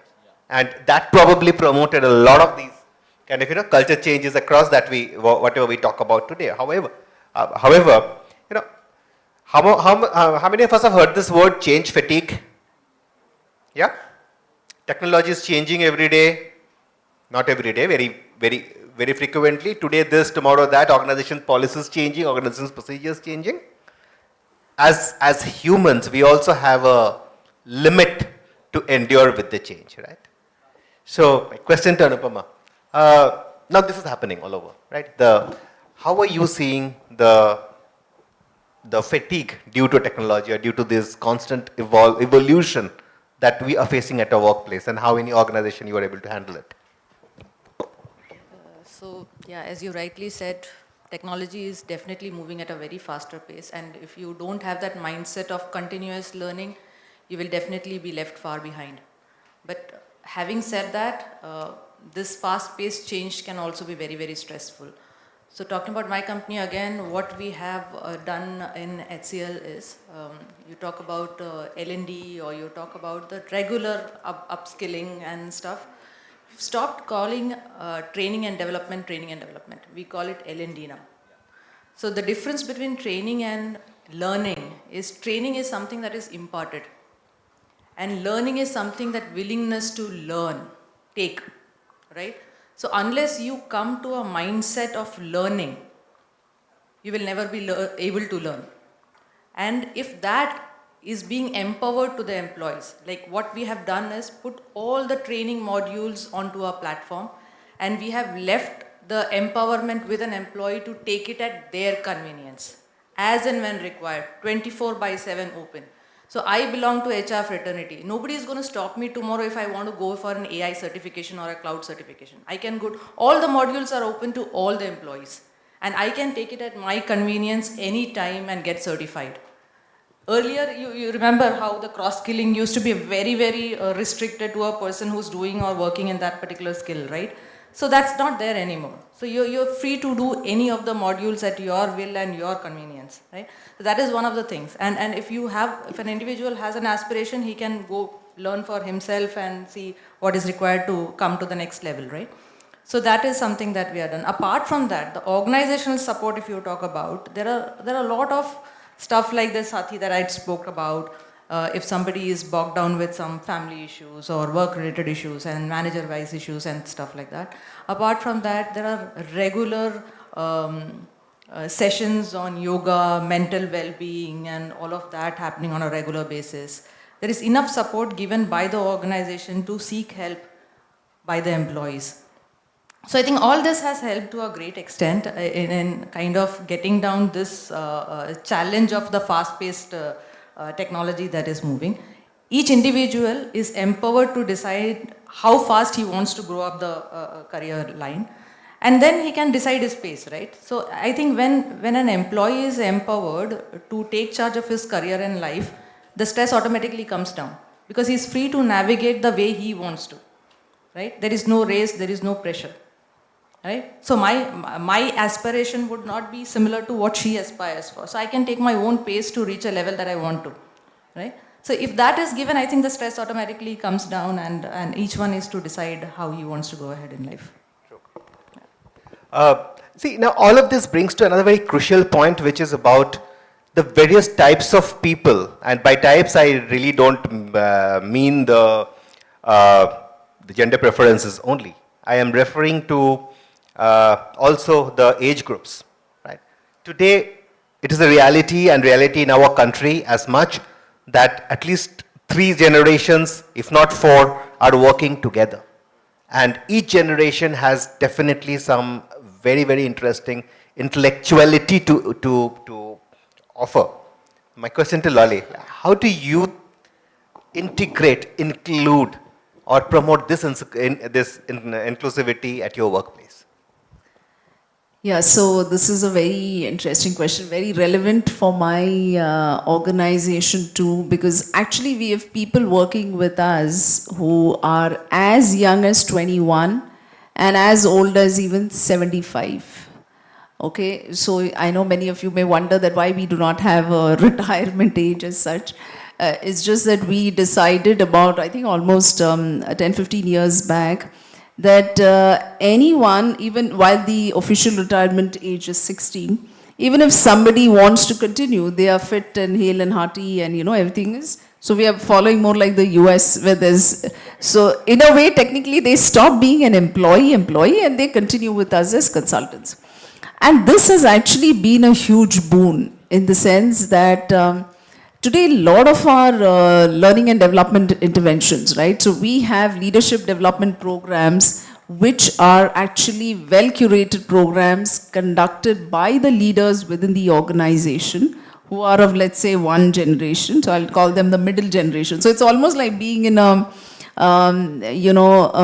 joint family where you have, if I have to call the elderly folks more of the people who are at the grandparents' age, you have people at parental age and the young, fresh out of college students who are also there with us. I think this has been a huge opportunity of learning for the youngsters, where the youngsters who come out of college or come with even few years of experience are willing to lap up all the wisdom that these folks have to share, right? Conversely also, the older generation is more than willing. So we actually have reverse mentoring programs where, getting them embraced with technology, where they are not very familiar with this. So we have the youngsters who do this. And they do it with a lot of, I would say, not just, oh, it's a chore to be done, but they actually do it with a lot of affection because they feel that, we are getting to learn from them and it's our time to pay back. So I think this is again, I'm sure there are many organizations besides mine also who have this kind of setup. And the reality is, the more we are able to embrace the fact that this is going to be a part of what it is in the future also, and look at the best that each generation has to offer, you're able to, it's like saying the older generation has made mistakes. So the younger generation doesn't need to reinvent the wheel. You at least learn from the mistakes, learn from what are those challenges that they have faced, and this becomes a part of the learning for them. So the more you're able to sort of embrace the learnings, embrace the wisdom that either of the generation has to offer. Even the younger generation has a wisdom in terms of their digital skills, right? So many people from the older generation are willing to lap it up when they're able to pick this from this generation. So I think this works beautifully if each one is able to understand the impact and the learning that the other generation has to offer. Great. Once again, we can go on and on, but I know we are way into the lunchtime. However, and we have not forgotten the audience. We will open up for questions. But before we do that, and I would also request just a couple of tidbits from all my panelists, particularly for the students. But before I do that, once again, it's been a personal honor and an extreme privilege for me, Ujbalji, and indeed an honor to be here and to be able to, talk or rather invoke some conversation with my friends around.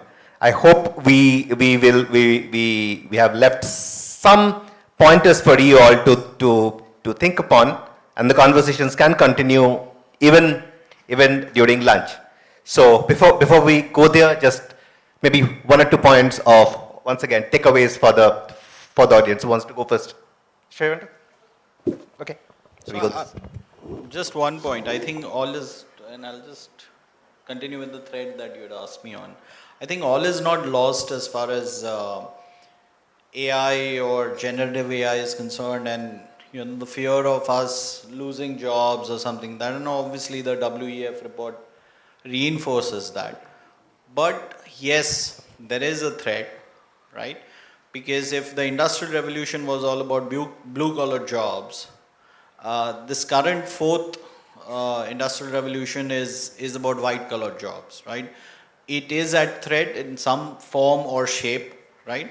So jobs are not going to get eliminated. Jobs are going to get replaced with jobs which are hybrid, in the sense where skills are merging with people who have knowledge about AI and ML, right? Versus people who don't have knowledge about it and can't really deal with it or something like that, right? So again, on that example of JD versus CV, that's my favorite really, because I'm telling you, because that's something which you keep on hearing around the corridors, right? But if that's a flip side, there's a positive side also, right? I mean, there's one thing which is always missing, and the prior panel really touched upon that, is the kind of response you give to rejected candidates or the candidates which are in the waiting or something, which really affects your employer brand, right? What AI can really do is do a personalized, absolutely hyper-personalized response to any and every job applicant, right? Something that, that is one thing you ask any TA professional, any survey, they'll say, oh, we have never heard back from the company, right? Getting a hyper-personalized response is something which we can use AI with, and we are learning on an everyday basis. So I think let's wait for this to unravel, and let's be prepared with our curiosity and empathy, right? Okay, so many of you are students in the first year, second year out here, right? And I think there might be, and we have seen news in the papers about the lower hiring and so on and so forth by some tech firms, right? So there might be some fear, right, of how do you take this, right, the news and the evolution forward. So a couple of things, right, which I would just like to highlight. We have, I take a lot of interviews in the role that I play, right, both young people in the colleges as well as otherwise. One thing which has come up very importantly is this soft skills, right? That while technical skills you can measure through exams, everything, soft skills are always done in interviews. So there's a lot of emphasis that we put at least on things like how do you think about collaboration, communication, problem solving, empathy and stuff like that. I think about these skills, think about examples of teamwork, examples of these sort of things that you want to build into your thinking, right, as you go and take these interviews. The second advice I would have is that this data and data analysis is getting very big. Whether you're an HR person, ops person, finance person, this is like the new trend, right? And there's a lot of emphasis on this. So whenever you get time, please take some courses on these. This is going to help you in long term in a very big way, right? So don't just get, I have done the certification, so I'm good, right? Or the course I'm good, right? The degree I'm good. I think the continuous learning flavor that I think is happening nowadays more and more. And lastly, I think go and talk a lot more to people, right? You know, there are YouTube channels, LinkedIn channels, and so many other places where you can go and enroll yourself or join those groups. You will learn a lot from each other. I think don't just get restricted to HR है तो HR ही करना है मुझे operations करना है. I think there's a multi-dimensional learning you can have because that is how the world is evolving. So these are like a couple of tips from my side. So back to you, thanks. Yeah, so since most of you are students here, the 3 points that come on the top of my mind to give away as a snippet is, first is have a mindset of continuous learning, okay? Keep learning, because there's an array of or landscape of technology that is ever emerging and you have to keep learning. And obviously you can decide your pace that you want to be in, but if you don't go with the flow, you will be left far behind. So always have that mindset of continuous learning. That's the first thing. Second thing, whatever skill that you're planning to achieve, please do specialize in that because there's a big dearth of specialized skills in the market. Yeah, so do specialize in whatever you do, right? And third thing that I can think of is, which I already spoke about, be adaptable. Learn, unlearn, relearn. I think that's what will help you stay relevant. Yeah, so that's my tip. Yeah, so I think we live in a world which is as VUCA as it can get. Whether you look at the geopolitical scenario, whether you look at the economic scenario, you pick up the newspapers, none of it is pleasant. And that's why, you know, you have a lot of people who say, please don't read the newspaper first thing in the morning and don't watch the news last thing at night, because that's not what you want to feed into your subconscious mind. But having said that, I think Deepika mentioned this in the earlier panel, that we all have to look at what is there within our control. You can't change the world. You only have control and influence over what is in your control. So while I'll try not to be repetitive to what some of my co-panelists have said, and since most of the folks here are from HR, I think one thing for all of us in HR, and we really want to make it successful, is to come with that, if I have to say, the seva bhav, right? If we come with the intent that we are here to serve, and serve in every possible way, we are bound to succeed. Number one. Number two, I think Anupama already covered about continuous learning, so I'm not going to repeat that, but that's a very important aspect.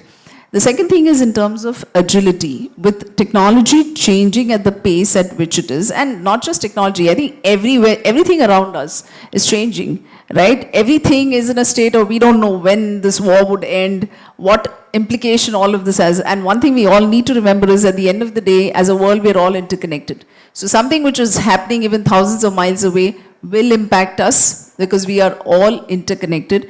But what we can do for ourselves is to make sure that sometimes, you know, and I think like Puneet rightly said, maybe there is a slowdown in hiring, right? Many organizations are taking cautious steps because they don't want to face a situation where you hire and then have to let people go.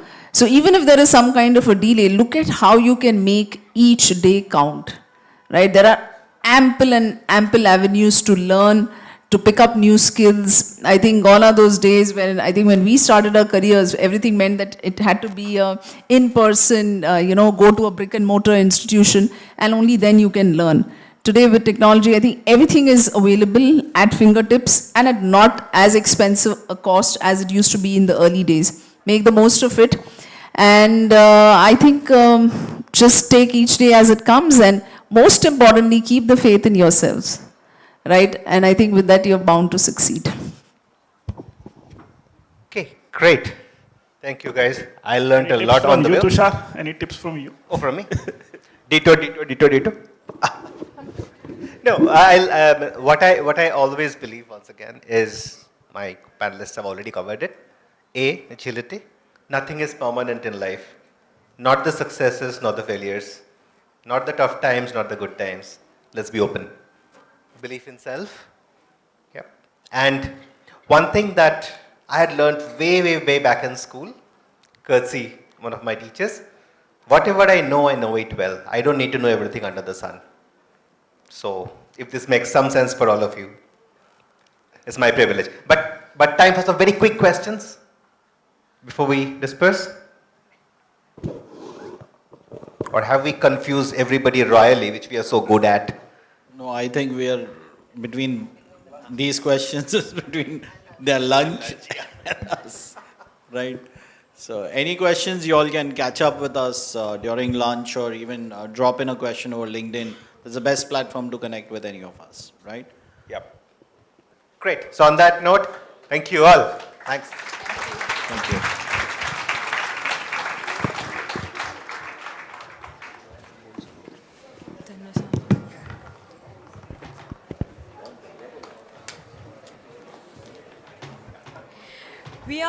We are all privileged to witness this panel discussion, which has provided all of us with great insights of artificial intelligence and its impact on workplace. Now, we announce the end of the National HR Summit. I now request Dr. Joshna Munshi, the Deputy Director of Corporate Relations, to propose the vote of thanks.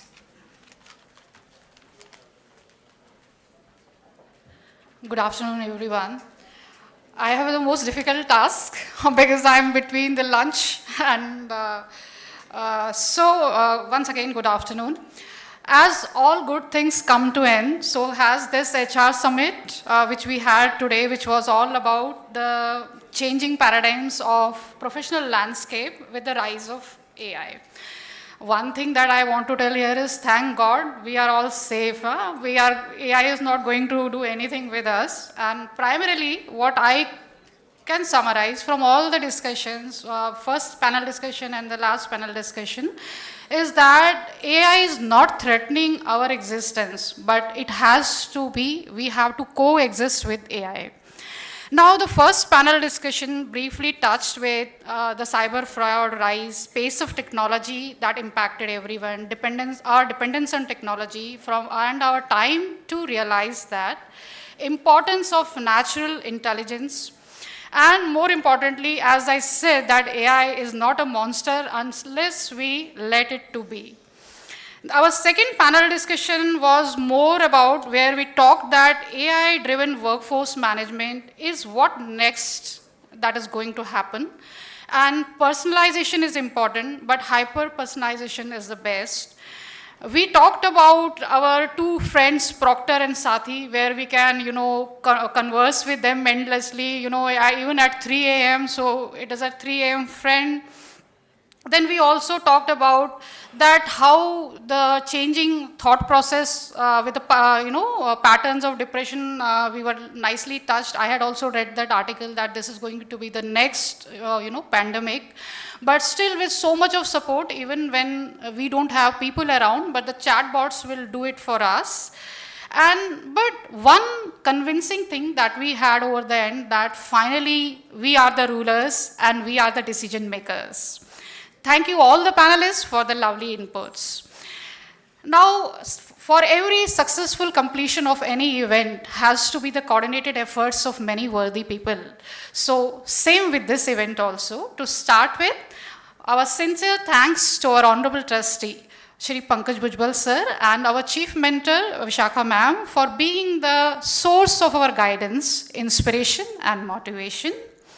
We are extremely thankful to Mr. Ashish Banka sir, who is the founder of HR Sampark, and HR Sampark is our partner, and his efforts in helping us in facilitation of the event. Our thanks to Director CA Dr. Das sir for his wholesome motivation right from the inception towards the completion. Thank you, sir. Our thanks to all the esteemed panelists for wonderfully enthralling all the audience with their wonderful inputs. Thank you so much. Our sincere thanks to all the participants from different organizations for making this event happen. Now, we are thankful to MET Maintenance Department, IT Department, who helped us for all the back-end support. Thank you so much. Our thanks to our enthusiastic photographic team, Suman Gupta, and sorry, I don't know your name, Ram. Thank you so much for being there. Our sincere appreciation to all our student organizers and volunteers, as well as the participants who made this event successful. So please, one round of big applause for all our students. Thank you so much. Last but not least, all cheers to the PGDM department, all faculty members and all the staff members for making it all happen. Thank you, one and all. Have a great day.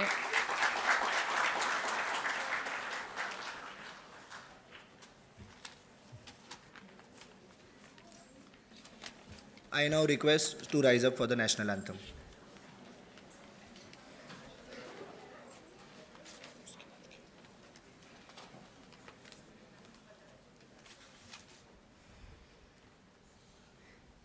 जनगण मन अधिनायक जय हे भारत भाग्य विधाता पंजाब सिंध गुजरात मराठा द्राविड उत्कल बंगा विंध्य हिमाचल यमुना गंगा उच्चल जलधि तरंगा तव शुभ नामे जागे तव शुभ आशीष मांगे गाहे तव जय गाथा जन गण मंगलदायक जय हे भारत भाग्य विधाता जय हे जय हे जय हे जय जय जय जय हे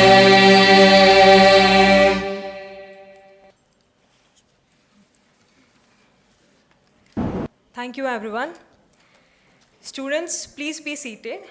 I request all the volunteers to escort the HR professionals to take them to the fifth floor for the lunch, and the panelists for the in E5.